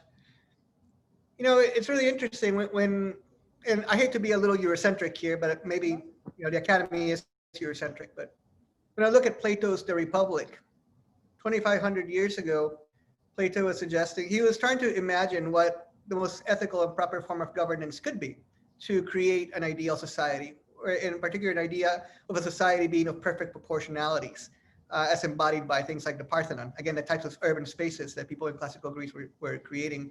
And for him, his idea was that it had to be ascetic philosophers that were emotionally and affectively detached from the world to keep them from engaging in things like nepotism and corruption, that should be the ones leading society. So in the terms of the history of Eurocentric thought concerning scholarship, academics for a long time, or scholars or intellectual predecessors, have been thought of as being people who had to play a role in society. Today, when I go to meetings of the National Science Foundation, I'm sometimes annoyed when I hear some of my colleagues try to make a distinction between applied research and basic research. Basic research being the idea that you're supposed to be objectively detached. And when we think about the history of scientific knowledge, I mean, for example, if you look at science and technology studies and you look at books like Chapin and Schaefer's Leviathan and the Air Pump, the scientific method itself was devised as a means of ascertaining matters of fact upon which we could begin to make policy decisions and governance decisions about how to govern ourselves. So let's not kid ourselves. Academia from the get-go was founded to address questions that are of immediate concern, that are of direct application. I think there are certain people who like to detach themselves and like to hide in an ivory tower, and they create these kinds of gaslighting to tell you that proper and objective research is not concerned with the everyday drama of human affairs. But I think those people don't know the history of knowledge itself and of academia itself.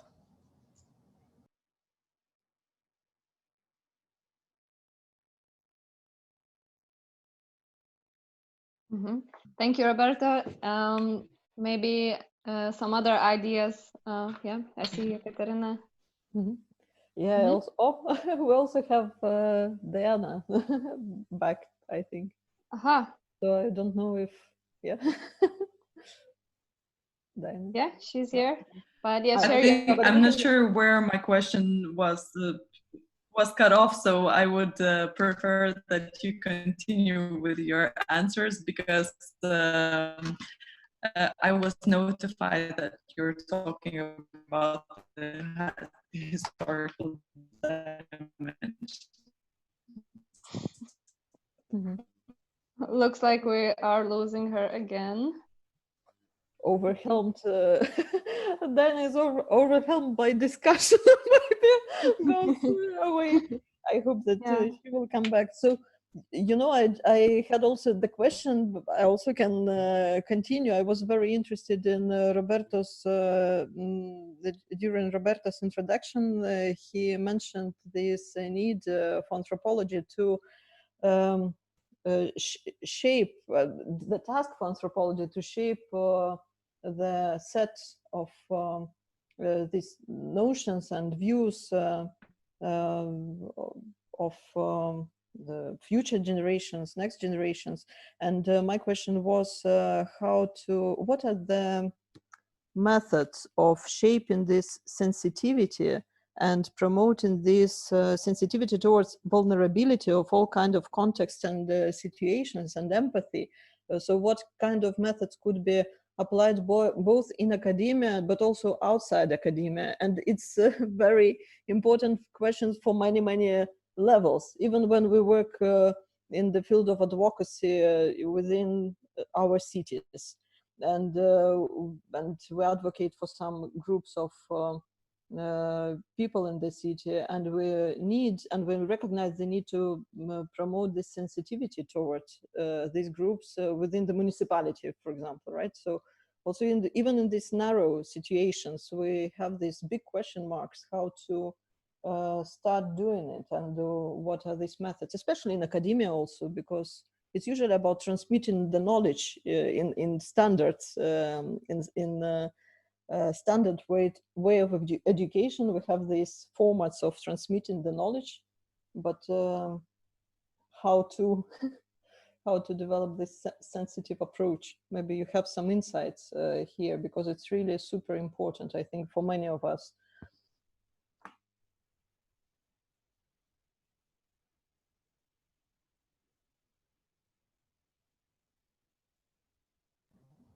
So Jekaterina, are you asking me if I have insight? Or it was the reaction toward your introduction, just to make it maybe more in the form of dialogue. I think maybe we can all make it like a live dialogue. Yeah. You know, I have various techniques. I'm not going to claim that I'm good at what I do. I try. One of the techniques that I use is dialogue, and it's also, I think, a lot about personal self-reflection. So as a male living in a Western society, I was raised with images of heroic males, right? Of male heroes. And most of them were white male saviors. And I think that figure is still present with us, and we have to be really careful. I have seen a lot of applied anthropologists try to become the white male savior. And I try to make it a point to not be such a subject. In the United States, some anthropologists they try to make the distinction about doing advocacy for communities and doing advocacy with communities. Sometimes I see some anthropologists or some organizers from outside of communities who really want to be this heroic figure, and it becomes more about themselves, right? It becomes more about their own figure as saviors. And I myself have to engage in this process of self-questioning, in this process of reflexivity every time I go see a community, to remind myself, because I won't lie. I have narcissistic tendencies like everybody else. I have an ego like everyone else. So I have to undergo this process to remind myself it's not about you. Why am I going there? What am I going there to do? And I see my role as a public anthropologist to be someone who very humbly, who doesn't walk in as an expert, suggesting that they already know what's happening and they already know what needs to be done, but that I have this toolkit of ideas. Again, and that's all that the heuristic devices of anthropology are, like culture, neoliberalism, habitus, affect. They're just tools for thinking. Tools aren't perfect. They can always use enhancing, but they're tools for thinking. And one of the things that I have found is that people really appreciate when you show them your tools, and but you show them your tools in a very, again, humble way, understanding that the tools might not be perfect and they might not be of any use to them. But you humbly present them with the tools that you have for thinking about a particular issue, and you ask them if any of those tools might be of help. And often I've found that that's the best thing that I can do. And often people really appreciate it. Anthropology, again, when Franz Boas founded American anthropology, he was not interested in remaining in an ivory tower. Franz Boas was a staunch anti-racist, and he wanted to change the way Americans thought about race. And that's really the fundamental of the fundamental foundation of anthropology in the United States. And so he developed all kinds of tools, like the culture concept, right? And he fought strongly against social evolutionary theories of the time and racist theories of the time. And that's the importance of helping people, sharing with people the very imperfect tools that we have developed, to see if they find those tools useful for thinking about the problems they're confronting and strategizing, is the best that I can do. Therefore, I will not be the leader. I will not be the people speaking. I will be the person very humbly presenting to them the tools that anthropology has devised over 150 years for thinking about these issues of structural racism, sustainability, etc. And understanding that those tools themselves need improvement, and that in the process of being in conversation with people and seeing the challenges that they're confronting in their own communities, that not only might I be able to do really insightful research, because it might help me figure out how the current tools for thinking of anthropology are imperfect and could be enhanced and improved, therefore I can make contributions to anthropological knowledge. It also allows them to figure out and decide for themselves whether those tools are helpful for them or not. And again, it goes back to my whole issue that ultimately, sometimes the people who I work with end up making decisions that I would not have made, but it's not my role to tell them that they're wrong or that they shouldn't have made that decision. And I always tell my students, like we're seeing right now in the United States, the decisions that you make will be life and death decisions. Are you gonna wear that mask? Are you gonna socially distance? Are you gonna commit an atrocious act of racism against someone else? You know, I can only give you the tools. You have to decide. And you will live and you will die by those decisions.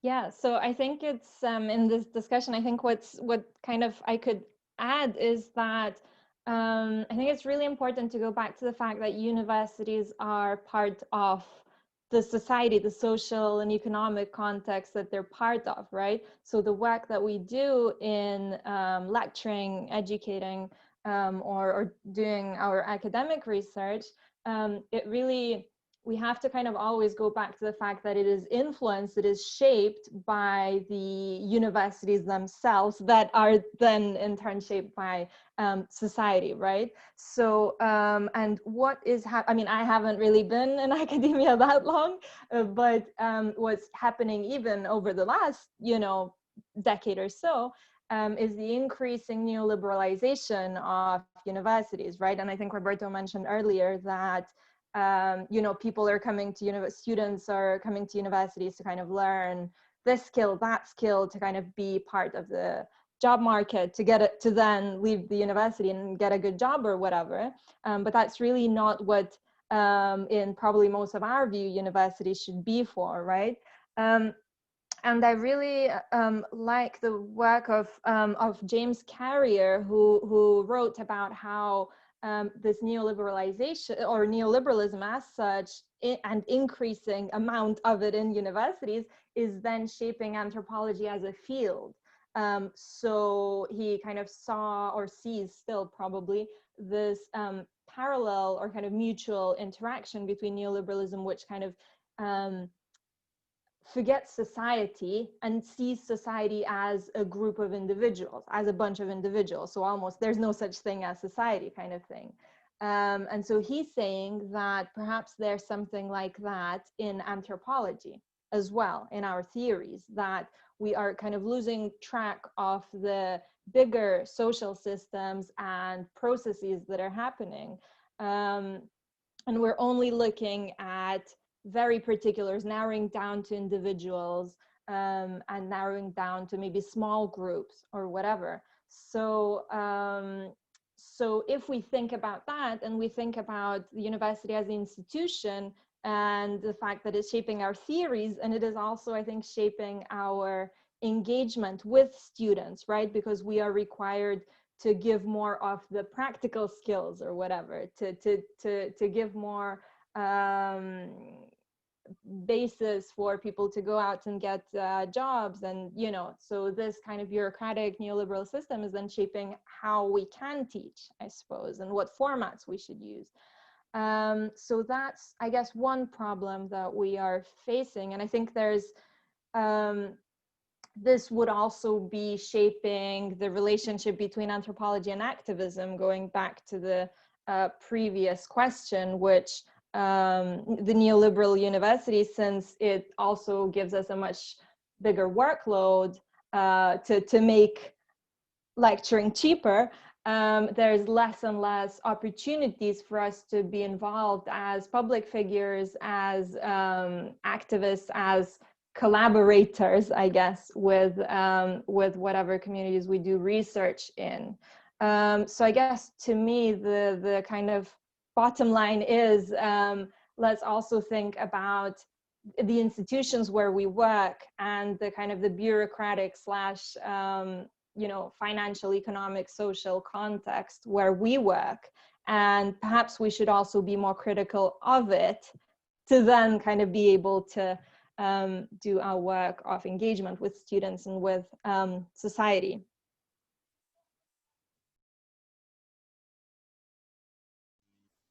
Although it's also the question of addressee, whom, when we speak about the conditions for the dialogue and for the development of this sensitivity toward ongoing processes in the societies, it's important who are the participants of these dialogues. And in my practice working with urban research and urban activism, it's always this position of urban authorities, public authorities, it's missed, you know, in the dialogue.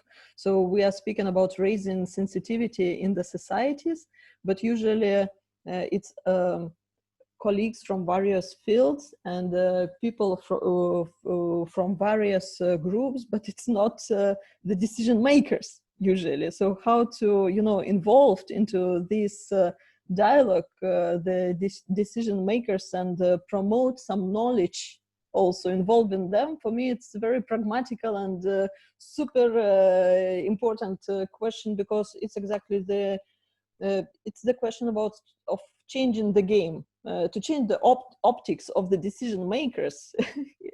It changes everything. But maybe you have some experience in involving decision makers in this non-formal educational process of mutual learning, in some, proposing some active, proactive role for these decision makers to go into some contexts and to learn more. We only practiced some urban walks with the municipal workers, for example, when we just invited them to the neglected districts, just to, see from inside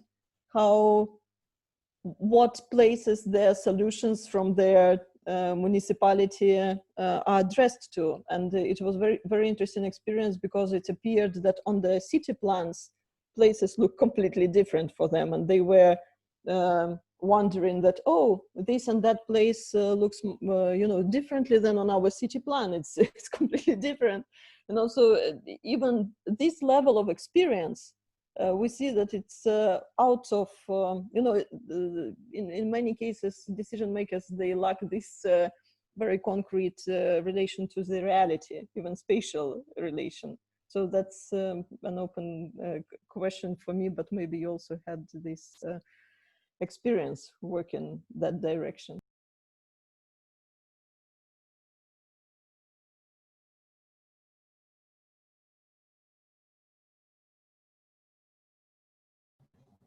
Can I engage the question or the comment? So, and I guess we're working in very different contexts. But let me give you an example. I did a research project in Houston, the city of Houston, after Hurricane Harvey. And one of the interesting things that we found is that, and again, it's really fascinating how these were the concerns of Plato 2,500 years ago. They're still with us. And if you look at the state of the United States right now, we're probably doing much worse than classic Greece. In the city of Houston, the policies, the regulations to make sure that you don't build an urban landmass that will create disasters like flooding are enforced by the City Planning Commission. The City Planning Commission is appointed by the mayor. Construction companies and real estate development companies whose interest for real estate development companies and construction companies, building in ways that are sustainable and won't be conducive to flooding it's more expensive. And they can make more houses and make more money if they don't do that. So their vested interest is to produce flood risk. And they are playing a game because they hope to build the houses and sell them before they flood, and then it'll be the homeowner and the US federal government that gets stuck with the bill. So they make the major contributions to the political campaigns of the city mayor, who then turns around and appoints a city planning commission. When a powerful construction company wants to make a lot of profit, they call their friend the mayor, who they made massive contributions to, right? Who then makes sure that when they apply to the city planning commission for an exemption from instituting the costly flood prevention techniques, that they will be exempted. So flooding in Houston is fundamentally a political problem. And a lot of citizens are complicit in this too. A lot of citizens often reflect on the ethics because they're torn by the desire of many Americans to possess large houses. The average household size in America in the 1950s was 1,200 square feet. Today it's 2,500 square feet. And that has implications for flooding because of the larger footprint of the homes. It has also implications for anthropogenic climate change because they consume much more energy in order to cool them and heat them. But they are driven by this desire, right? Homes in America serve more than their utilitarian purposes. Homes in America are metaphors of your success. If you live in a small home, you're considered a failure. If you live in a large house that is excessive and consumes more energy than you need, you are considered a success by the majority culture. And homes are also seen as a capitalist investment, right? So to a certain extent, all Americans are implicated within these processes that end up themselves producing disasters. In my experience, getting someone like Mayor Sylvester Turner of Houston to change his mind, he's thinking short-term interest of getting reelected. Listening to an anthropologist is probably not what he is going to do. The best that I think that I can do is try to engage the public, because they're the ones who elect them, right? They have to understand that power lies within them. So I'm not saying that you can't do it, and not all decision makers are the same, but when it comes to disasters, and again, the neoliberalization of how we think about urban space and cities is a monster. And my only hope is that we have to do consciousness raising with the population, because I don't have the money that the campaign contributors have.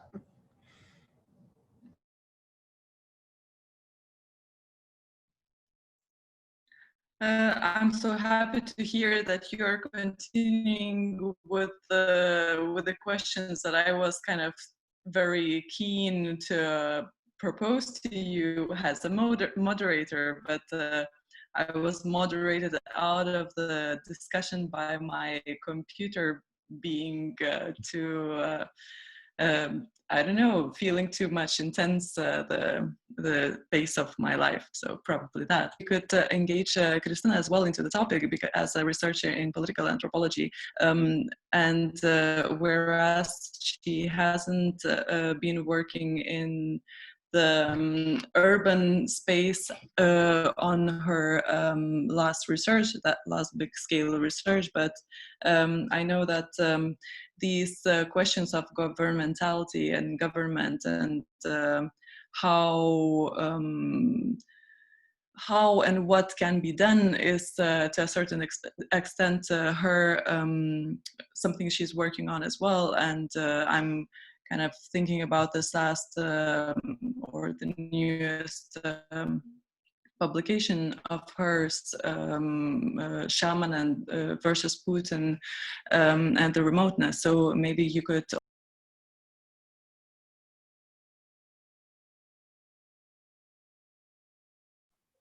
Yes, I think I missed the last bit of your question, but I think I get it. So I have actually been working in the urban context in Buryatia, but the thing with political anthropology and studying the state, or even engaging state actors in the Russian Federation, is you better not do it. So of course, the #1 rule of any field work for anthropologists, or I hope others, is make sure that your participants are safe, that you don't bring any harm upon them, and that you don't really put them in any bad position at all. So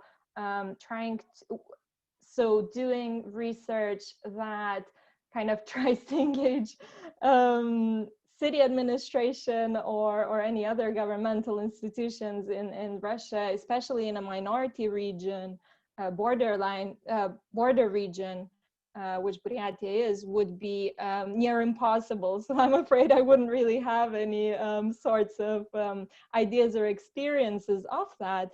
And kind of following from that, I guess and thinking about, you know, engagement of anthropologists more generally, which I guess is the topic of today and of the workshops, right?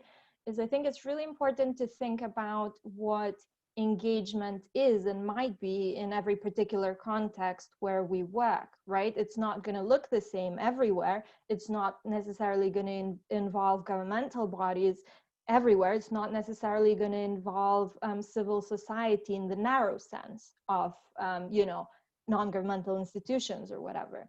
Because I guess that's what we typically think of when we think of engaged anthropology in the narrow sense, right? Or activism or whatever.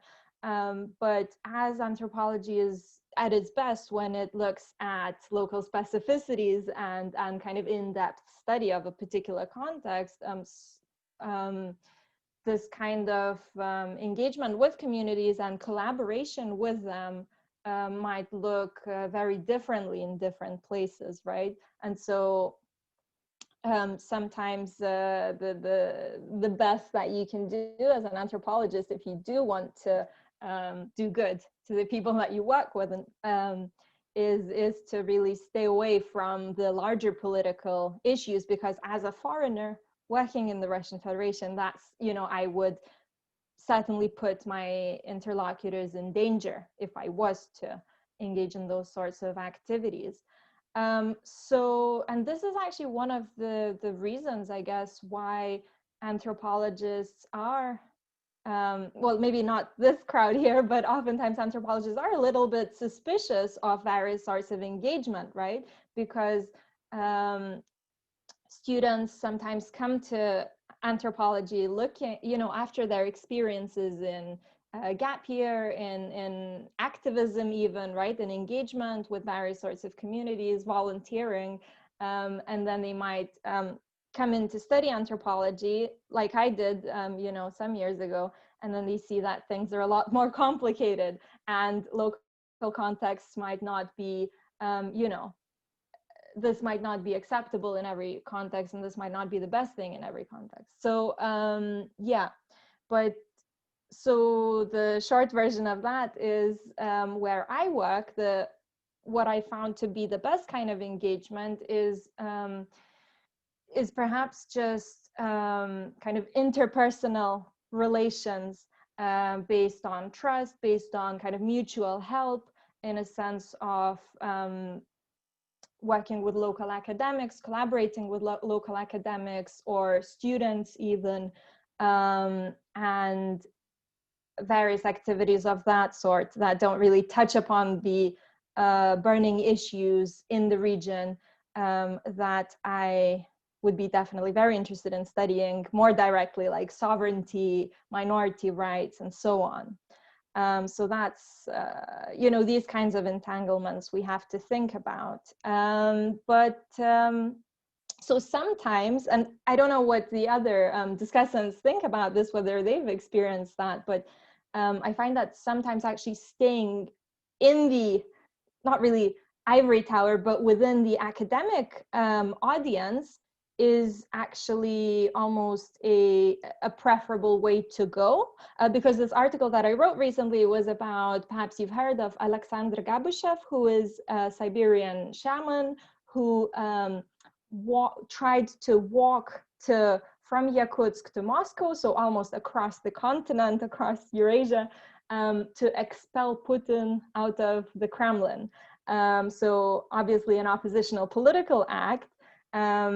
Now the article itself was more about the positionality of religious and ethnic minorities within the Russian Federation, where they are seen as this big other, as someone who is backward, someone who is a bit crazy, and so on. And so I was looking at kind of internet comments on that of people who seemingly support his venture, but at the same time really look down upon him, and so on, right? So anyway,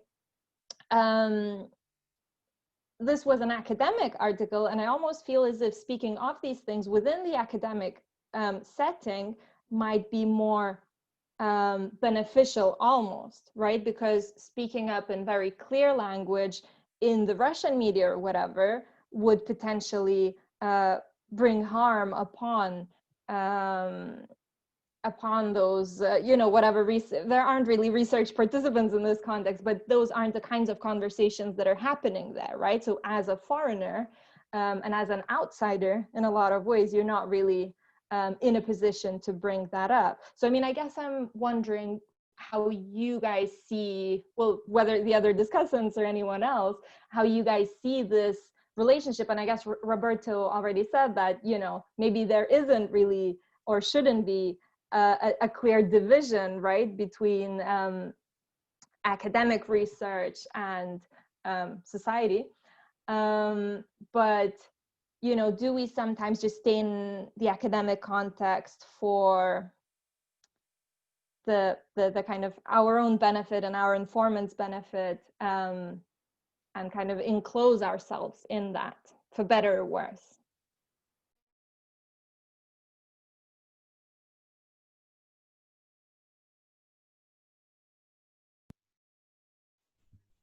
Maybe it's Roberto who should continue. I don't know. We need some maybe moderation. I just. Yeah.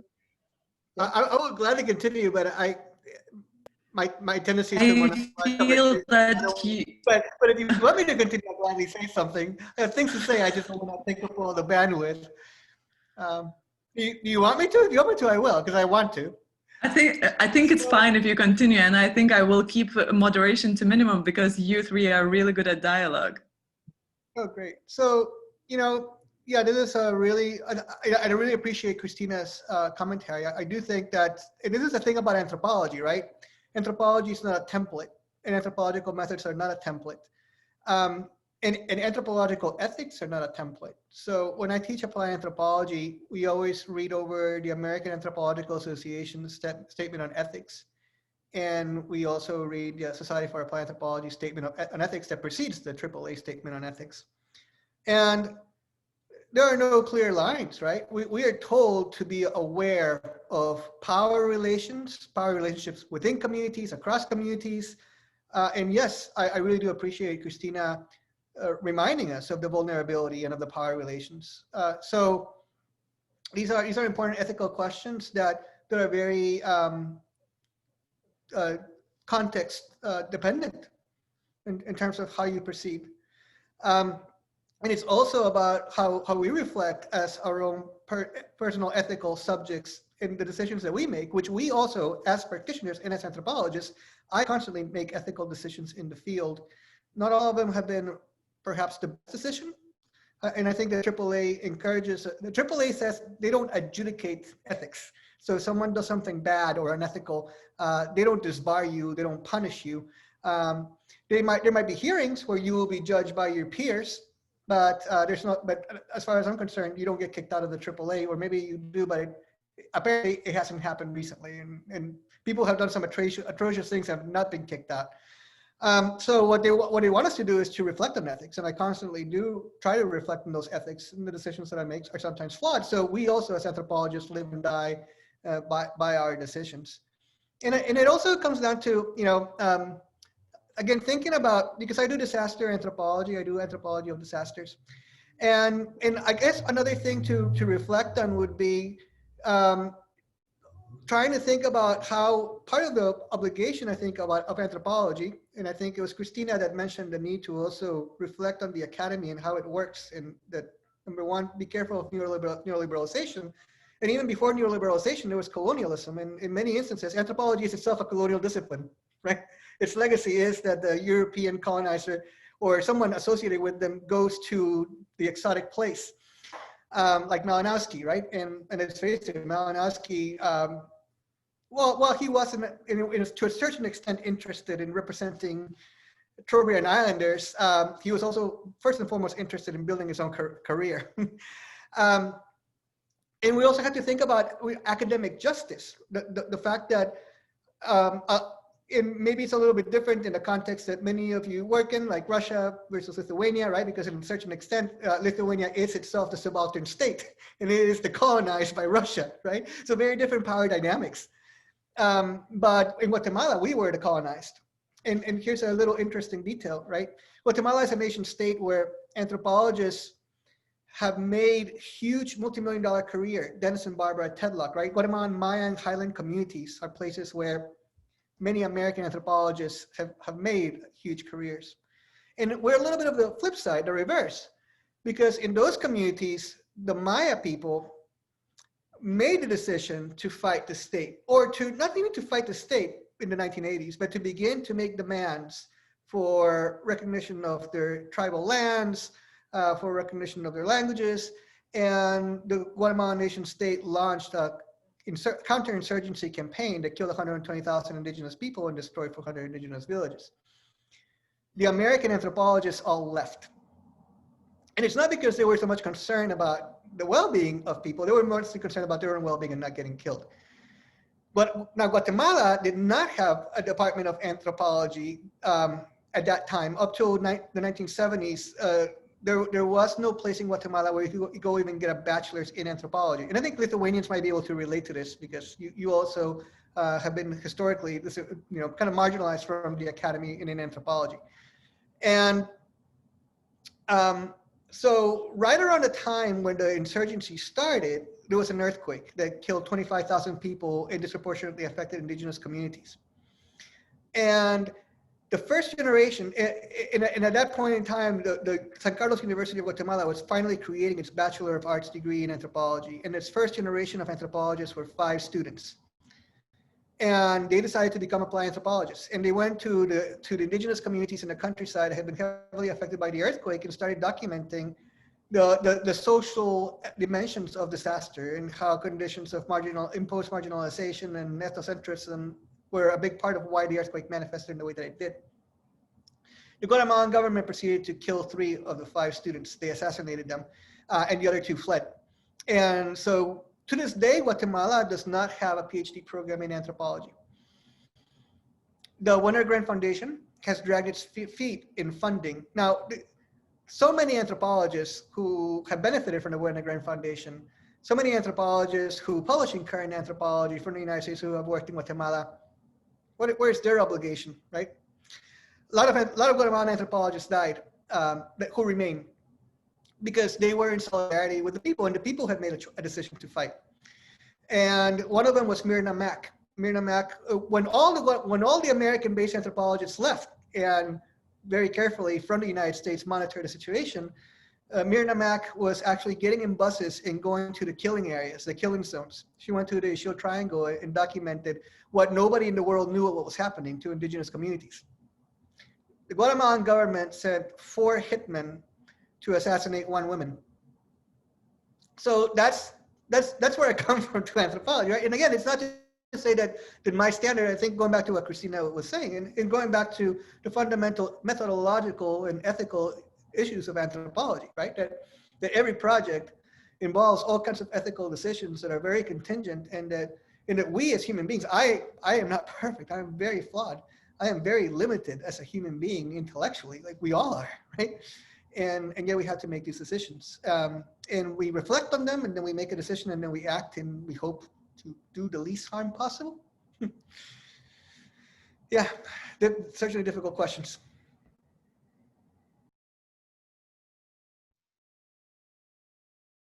Yeah, our experiences are going in various directions, and we're working with really different contexts because working with European neighborhoods, we have the situations that some communities, they invite consciously, they invite anthropologists or researchers from various fields from the same country and from outside to become their voice, to provide more voice and more visibility for the processes which are going on there.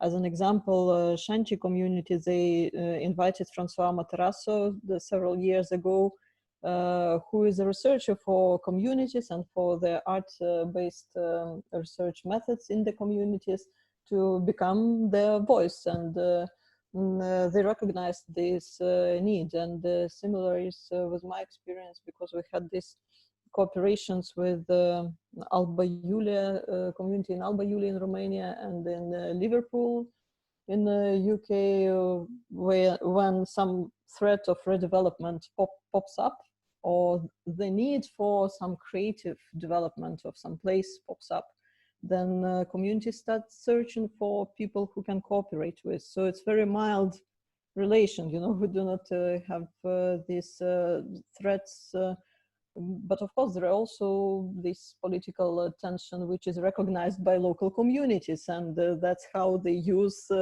researchers as shields sometimes, and sometimes as voice for their own medias.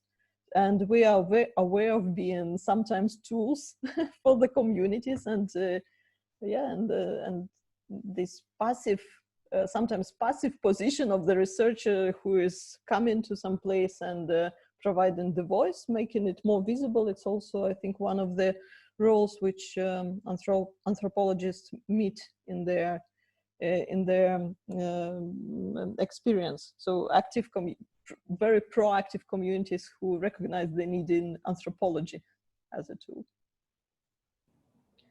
And if I could follow up on Jekaterina's and Kristina's comments, I think that it's really interesting how this conversation is getting us to a certain place, because that's why I was bringing up the concept of academic justice, right? That maybe one of again, a key way of making anthropology public is to make sure that that subaltern people are given access to be trained and to become anthropologists themselves, so that they, with their communities, can make the decisions about whether they want, because sometimes people are willing to give their lives, right? And they want to fight, and sometimes they don't, right? And we have to respect that.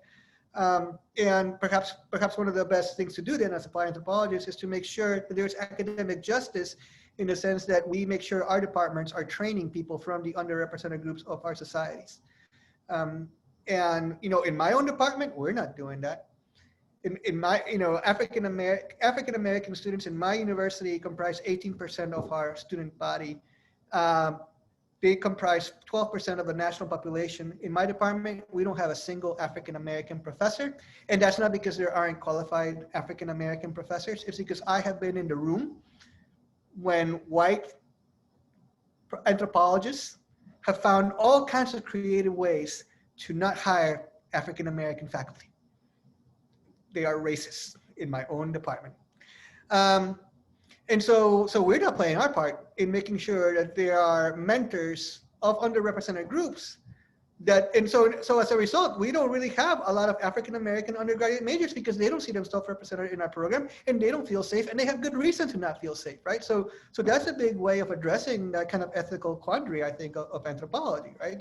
That by teaching anthropology, but by teaching anthropology not just to the privileged, but making sure that we provide scholarships, that we provide incentives, and that when those students make it to our department, that we understand that sometimes they come from disenfranchised backgrounds, and they're not going to have the bourgeois entitlement or habitus to navigate higher education in the way that other students who come from more privileged households are, so that we can make sure that we provide a correct mentorship so that they survive and they thrive, and then they can go on and make contributions to their societies.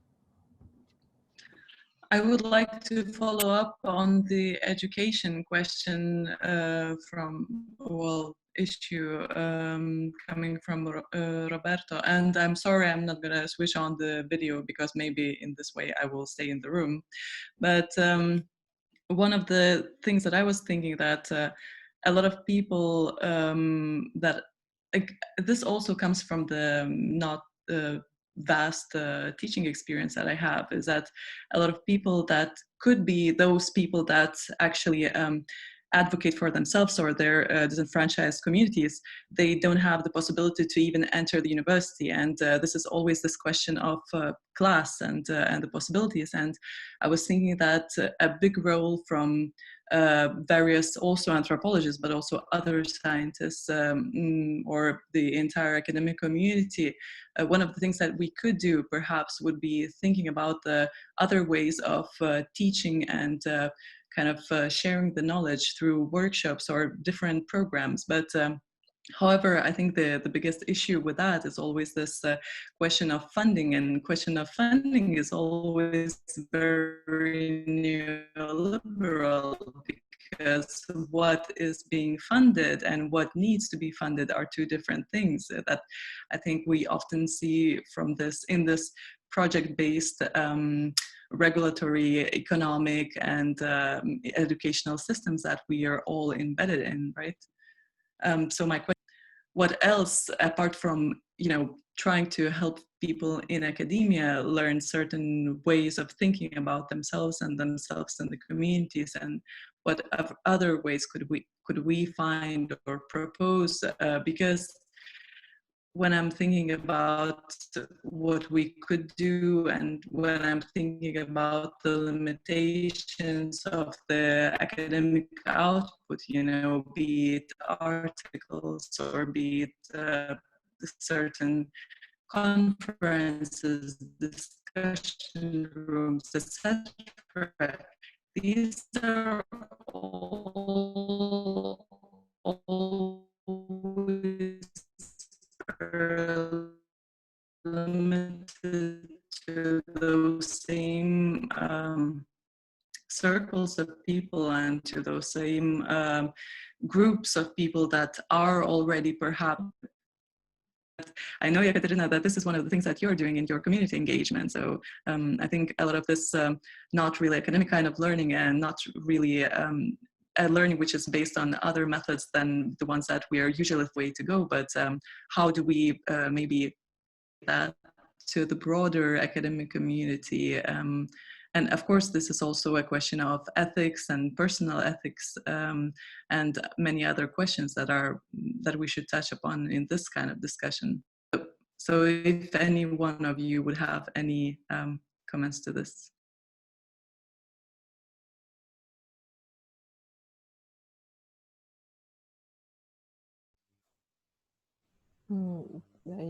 Yes, Dina, we touched a bit this question during the previous lecture. I think that because anthropologists, as any researchers, we provide not only the content of knowledge in the end, but also the forms of knowledge. So we develop the forms, and it's not inevitably that we need to draw upon traditional forms of academic knowledge, like conferences, papers, and so on. And especially with books, it's a big threat that during the process of writing the book, you have the field changing, the field where you are still needed as a researcher and as a cooperator with the community.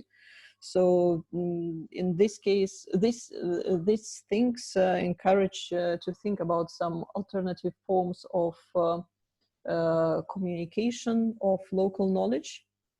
And these forms can be very, even sometimes they can get a form of game. And we were discussing also during the previous lecture that sometimes, for example, the archive as one of the forms of using accumulating the materials of anthropological research, they also can be transformed into the actively used game. And I was speaking about the cards games, the cards of local stories and of local images, materiality of the neighborhood, and some objects of the neighborhood, so which are very vulnerable and can be demolished in several years.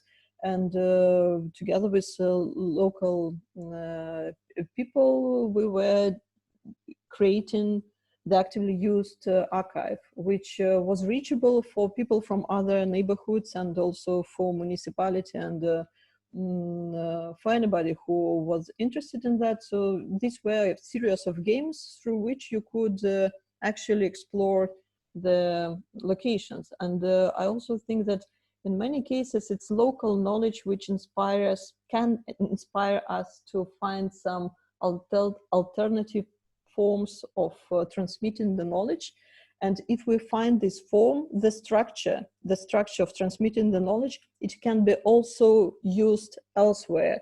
And there are examples of how other communities recognize that they need the same structure of transmitting their own local knowledge, for example, in the form of some excursions, of some storytelling events, some games, and so on and so on. Then they recognize it and they ask them to come to cooperate with them and also to help them to, make their local knowledge visible.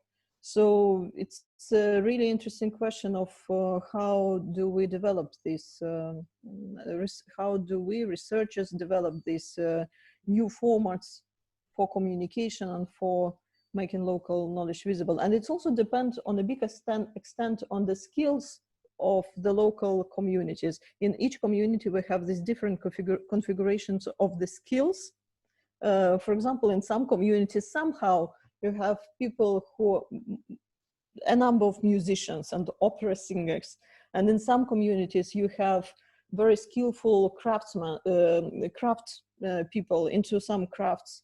And it's important to recognize these skills and to try to cooperate with these people. For example, at this moment, I'm working with a community of panel houses, post-Soviet panel houses area, so-called sleeping area. And we have there this fantastic phenomena, which is common for many places in Lithuania for this panel housing area. It's this gardens which are developed by local ladies of elderly age, and they're developed fantastic gardens which are really huge investments from these elderly ladies, and they're developed on public ground, on public soil.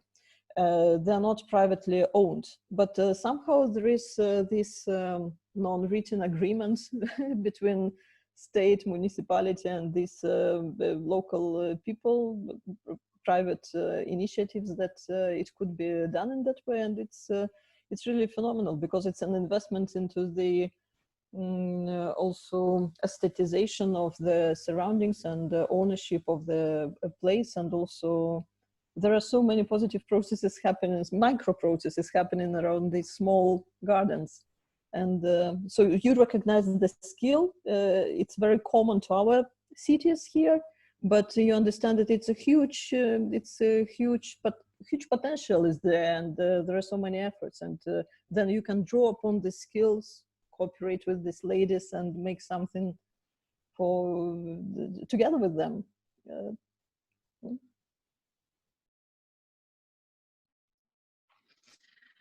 I think making it together is might be the formula of overall anthropologic engagement, because making it together is also a meaningful phrase for the ways we construct dialogue with the communities we engage in, or people that we talk with. And I think this is something that might be as a thing that I'm taking with me after. It's almost 7 o'clock, but I just wanted to leave a short technical note that if there are more questions from the audience, we would be happy to, if you would address them.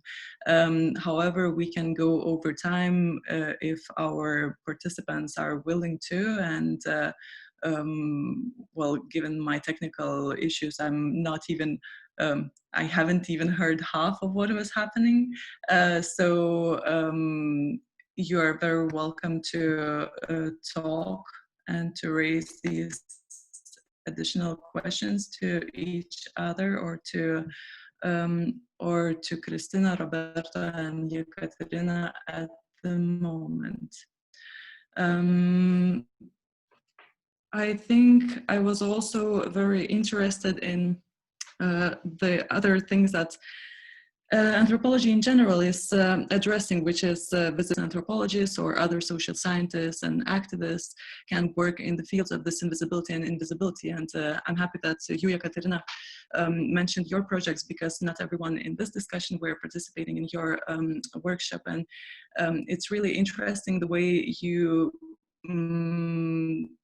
work with small communities, and communities that usually are not even, well, haven't acknowledged themselves being communities. And because it's always this other question in anthropology, right, that we cannot really come down to a place and say that you are a certain community until the community is actually acknowledging themselves that they are one. So I was wondering if Roberto would have also some experiences from community work, because the way, when I was reading your governing effect, and when I was reading the last article that you published along with your collaborators, there is this whole, I'm always amazed by how intimate some of the discussions are, and I'm also always thinking that at some points I'm thinking of you being as an active part of the community as well. So if you could answer in some way or elaborate on that. Yeah, no, and I think that there's certainly been a movement in anthropology to recognize that the researcher themselves plays a role in the process of knowledge making, and that we do in one way or another shape the community just by having the conversations that we do. We are agents of change, whether we like it or not, by saying, I want to talk about this topic with you.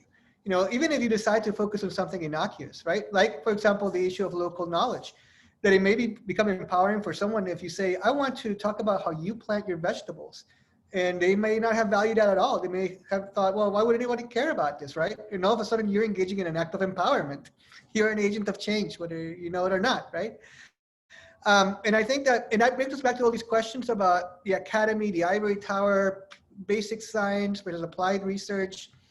And it's been pretty established by and large in America, in anthropology in the United States. Now there is a small marginal section of anthropology that calls itself the Society for Scientific Anthropology, who claim that they want to be scientific and objective.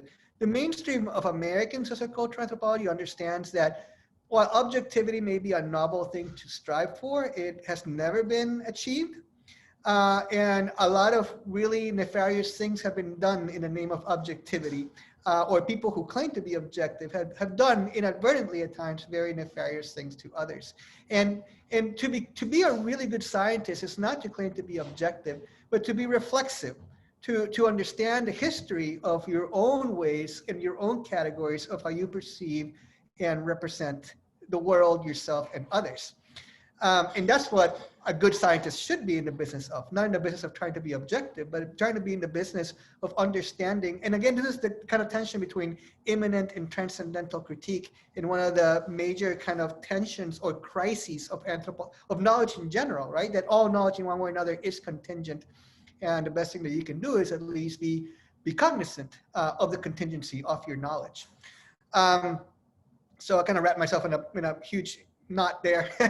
But come again, Dana, could you just help me out by kind of articulating the question again?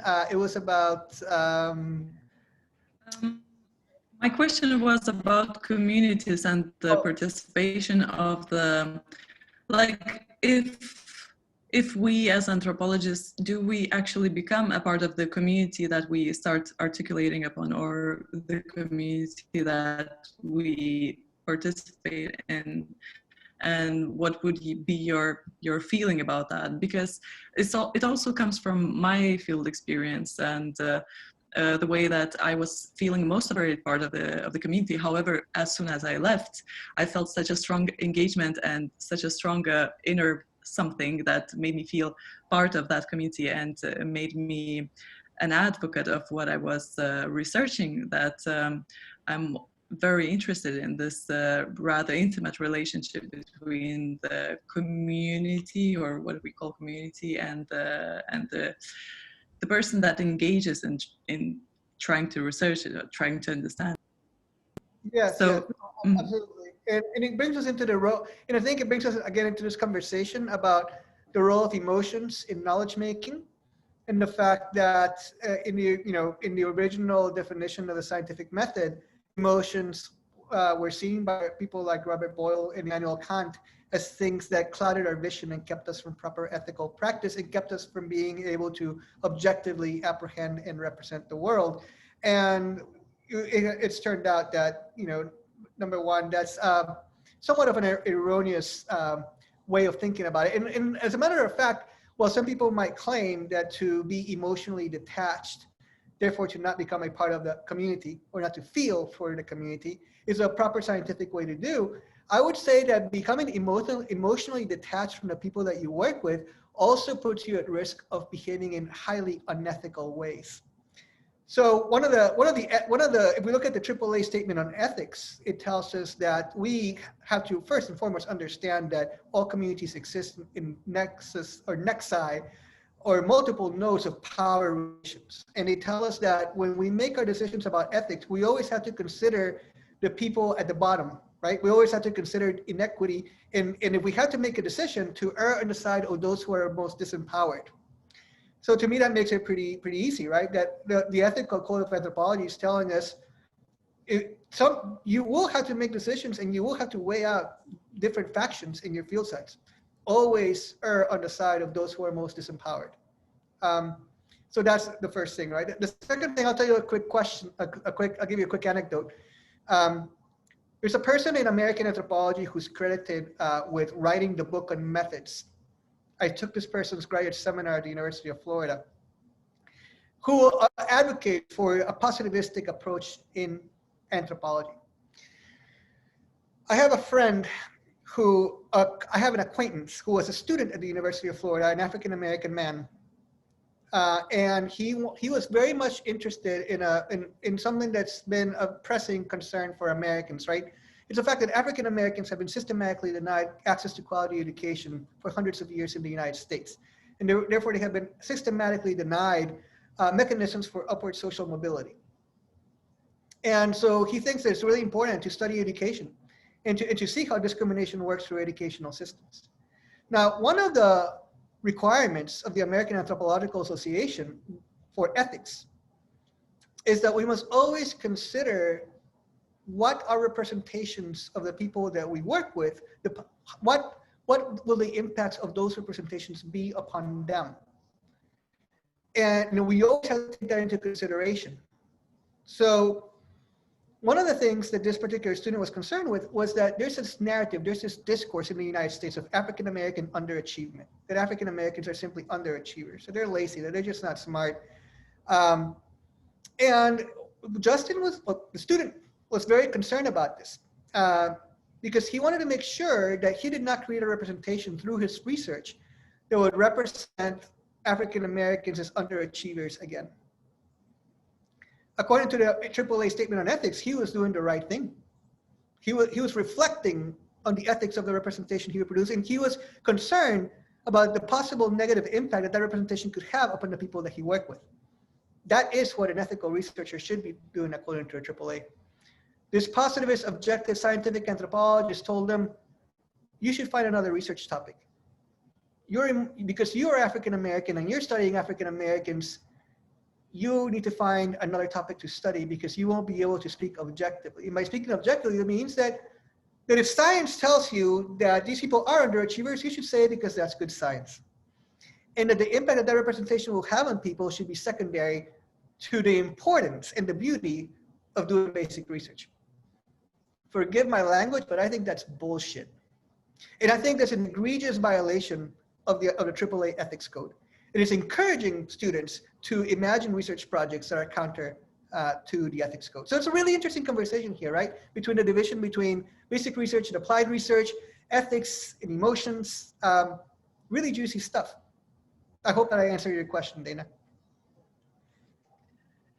I think you did, in a way you did. And I think this anecdote is not the only one, and it's not kind of an anecdote in isolation. And it's really sad that it is not an anecdote, really, because I'm taking part in this online community, which is kind of meant to unite various scholars in various disciplines, but mainly it is named as a group for minorities in academia, and there are quite many people trying to work in ethical ways and encountering really unethical responses, and also people trying to work in ways that they feel are right according to them, how they see themselves as subjects or certain subjects, and however they're meeting a lot of really interesting and saddening response from other academics. And I also remember when I was doing some of my research, I had some comments from the senior colleagues that, well, I'm becoming too engaged and I'm becoming too emotionally attached, and that means that I shouldn't be doing that, or that means that I should find another way of talking about that. As well as one comment on some of the things that I indicated to the Lithuanian Board of Academic Research, I think it's called that way in English.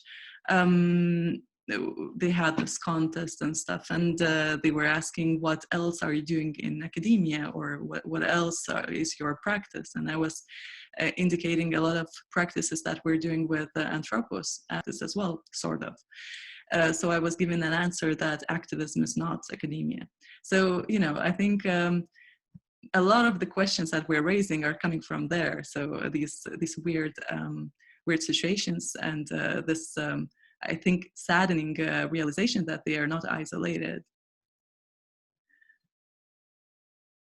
Can I add something to that? Sure. Dana? That was my expectation.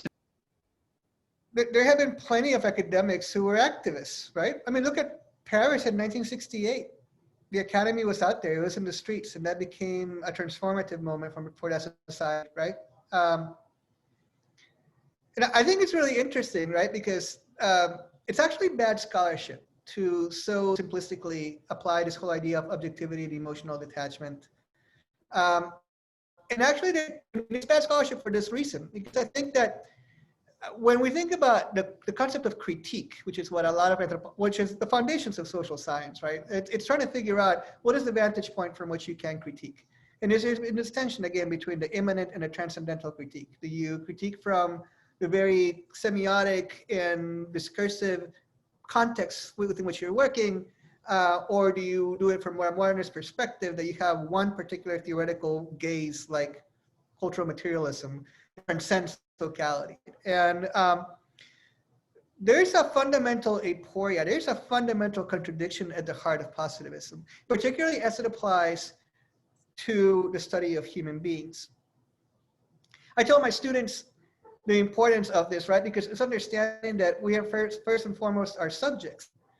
And to treat each other as objects and to be objective is to cease to be human. It's to begin to engage the world as objects in and of themselves. When I am going to do a research project, I have to submit an application to my human subjects approval and institutional review board to make sure that I'm complying by ethical guidelines. Those are all culturally contingent notions of who a subject is, what a right is, what consent is. And in the same way, if you're in the laboratory, human values and ethics come into that laboratory. There are things that are considered to be unethical in the laboratory. The laboratory is not a space of anything goes. And that's why Donna Haraway says that the laboratory is not a space of a culture of no culture, it's a space of cultural implosion. The laboratory is a place where meaning and materiality are fused in very culturally particular ways into very specific types of subjects, right? So true science, and that's the thing, and that's the trick of modernity, right? I mean, that's Bruno Latour's argument that we have never been modern, that the power of modernity is not to not do what the non-modern is doing, it's to do what the non-modern does while claiming to not do it. It's that to be modern is to be subjective while claiming to be objective and saying that you're superior to those who are themselves subjective. So it's simply just bad scholarship. And so there is this fundamental aporia, right? Because, and I told my students, if I were to treat you as true objects, I would get fired immediately. If I were to treat the people that I do research with as things in themselves and objectively, I would go to jail, right? I would do horrible things. We're not supposed to do horrible things. And that is one of the fundamental challenges of anthropology, particularly because anthropology engages this difficulty of having to simultaneously consider several immanent conditions, right? You come from one particular cultural context with one particular collection of ethics, and you go into another one that more and more we're all tied together one way or another, but there are still different ethics. And how do you make these evaluations, right? What kind of ethical rubrics do you use for how to behave? And it's really interesting because coming back to the issue of ethics and coming back to the issue of representation, another really interesting case is that of Diane Nelson, and she wrote this book called A Finger in the Wound. And it's really interesting, right? Because she's an American anthropologist who went to Guatemala to work with indigenous rights activists, Quiché Maya indigenous rights activists. And one of the challenges there, ethical challenges for her, was we're not supposed to do any harm. Now, Quiché Maya people have been persecuted and murdered and continue to be murdered by the Guatemalan government.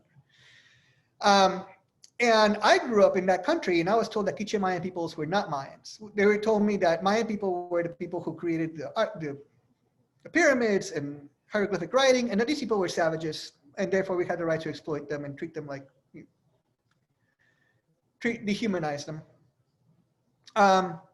So Ladinos, the dominant culture, has a vested interest in creating and propagating negative representations of indigenous people. So had to consider the representations that you produce of Mayan people in that context, understanding that while you, for the sake of anthropological science, might think that creating a certain kind of representation is what good anthropology is, you're ethically supposed to consider what the how that representation will be used in this particular context, right?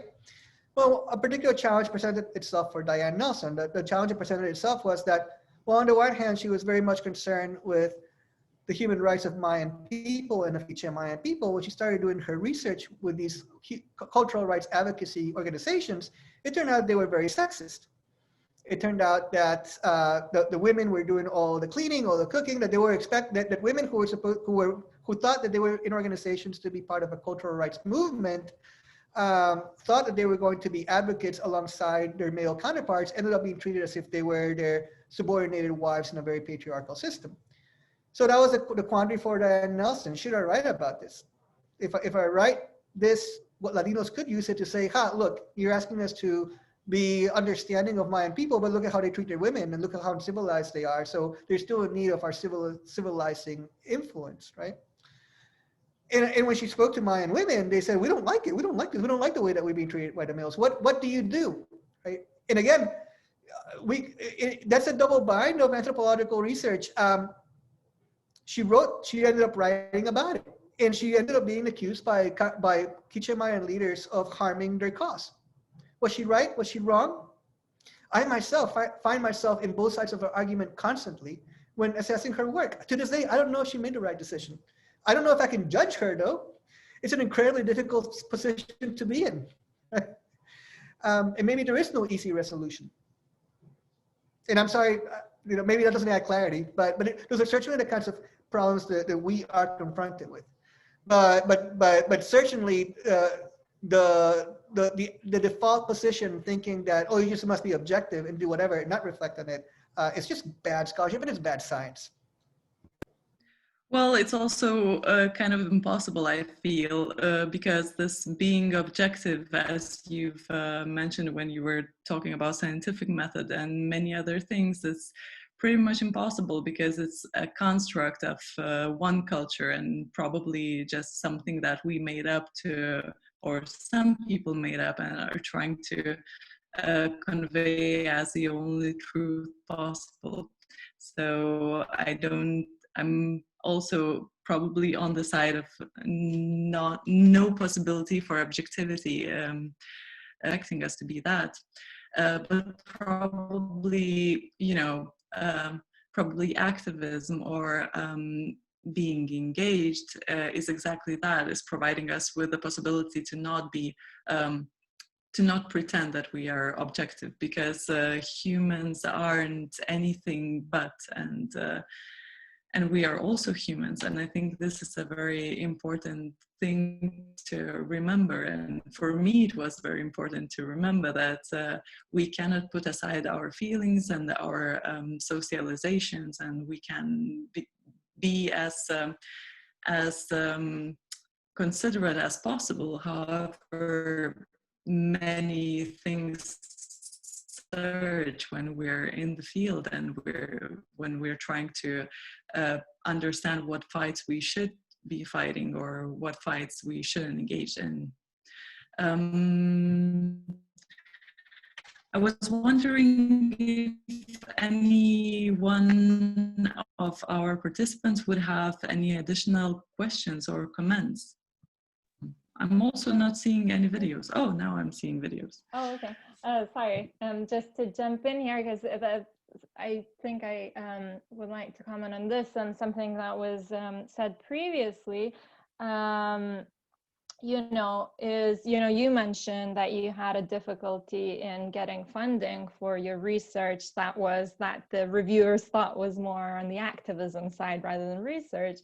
And then previously we spoke about, how can we communicate knowledge? How can we do research that's, accessible, out there, helping people and so on. And I think I kind of want to go back to my boring bureaucratic angle, which is to say that engagement, unfortunately, should probably also be on the big institutional level, right? So for instance, the discrimination that is happening in Roberto's department that you mentioned, and pretty much any department almost anywhere, right? This is something that, as academics, anthropologists, social scientists, know a lot about and talk a lot about, but to actually have more of an impact on these kinds of inequalities, or in dealing with them, in improving the condition, or in getting non-objective research funded or whatever, we should actually go out and engage, quote unquote, in bureaucratic institutions, right? So this would require us to leave academia, or leave academia for some of our productive time, and go out into the bureaucratic institutions, the decision-making institutions, and shape the financial structures, the funding structures, the university structures, because universities and research institutions and funding institutions are being run, mostly by people who, think science should be objective, and have these certain kinds of ideas of divisions between science and impact, and so on, right? So, I have this kind of conundrum in front of me of, if you do academic work and maybe do kind of small scale engagement that Jekaterina was talking about, and Roberto as well engages in, that's all really well. But unfortunately, the kind of the larger power structures that we are all embedded in are quite difficult to fight with from outside, right? So, I guess to me, as a young academic or whatever, this is a really big, question mark, and this is a really big problem, right? So to have a profound impact on society, on the world, would require us to kind of change sides almost, if you see what I mean, right? And I think that's something, that should also come into our field of engagement, right? So engagement is maybe not only with local communities, our interlocutors, our students, but it should, ideally also be with people we don't like usually.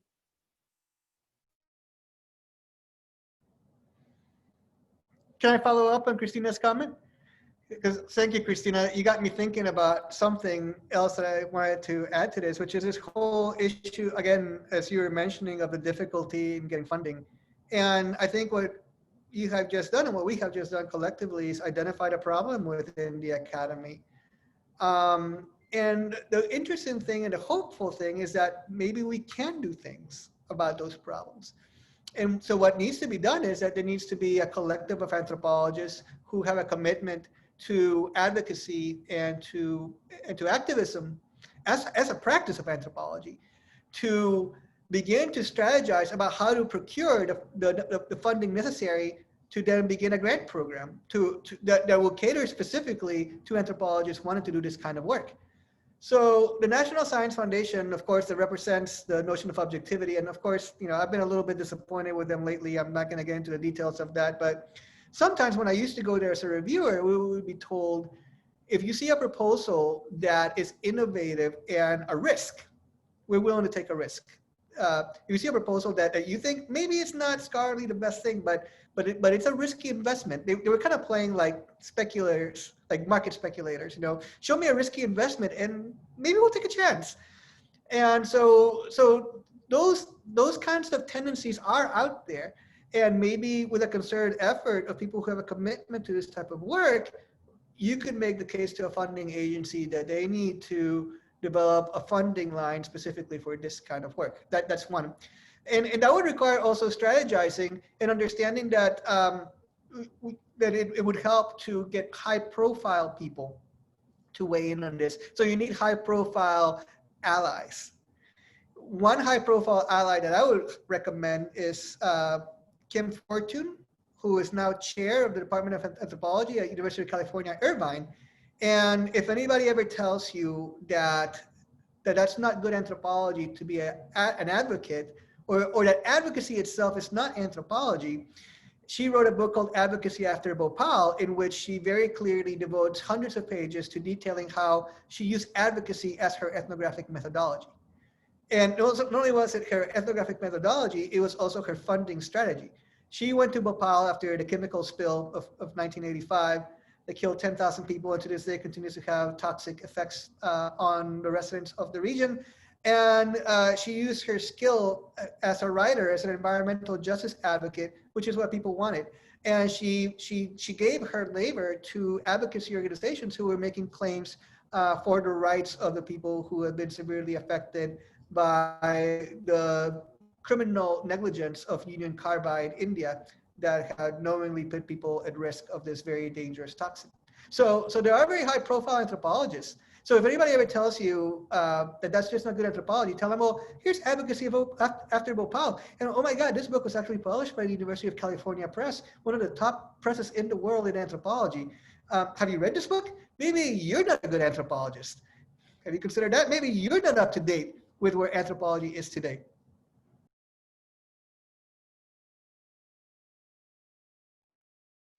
Thank you all, and I think that's very good place to end this discussion, as we are really running out now of time. Well, actually, we have been running out of time for quite a long time, but anyway.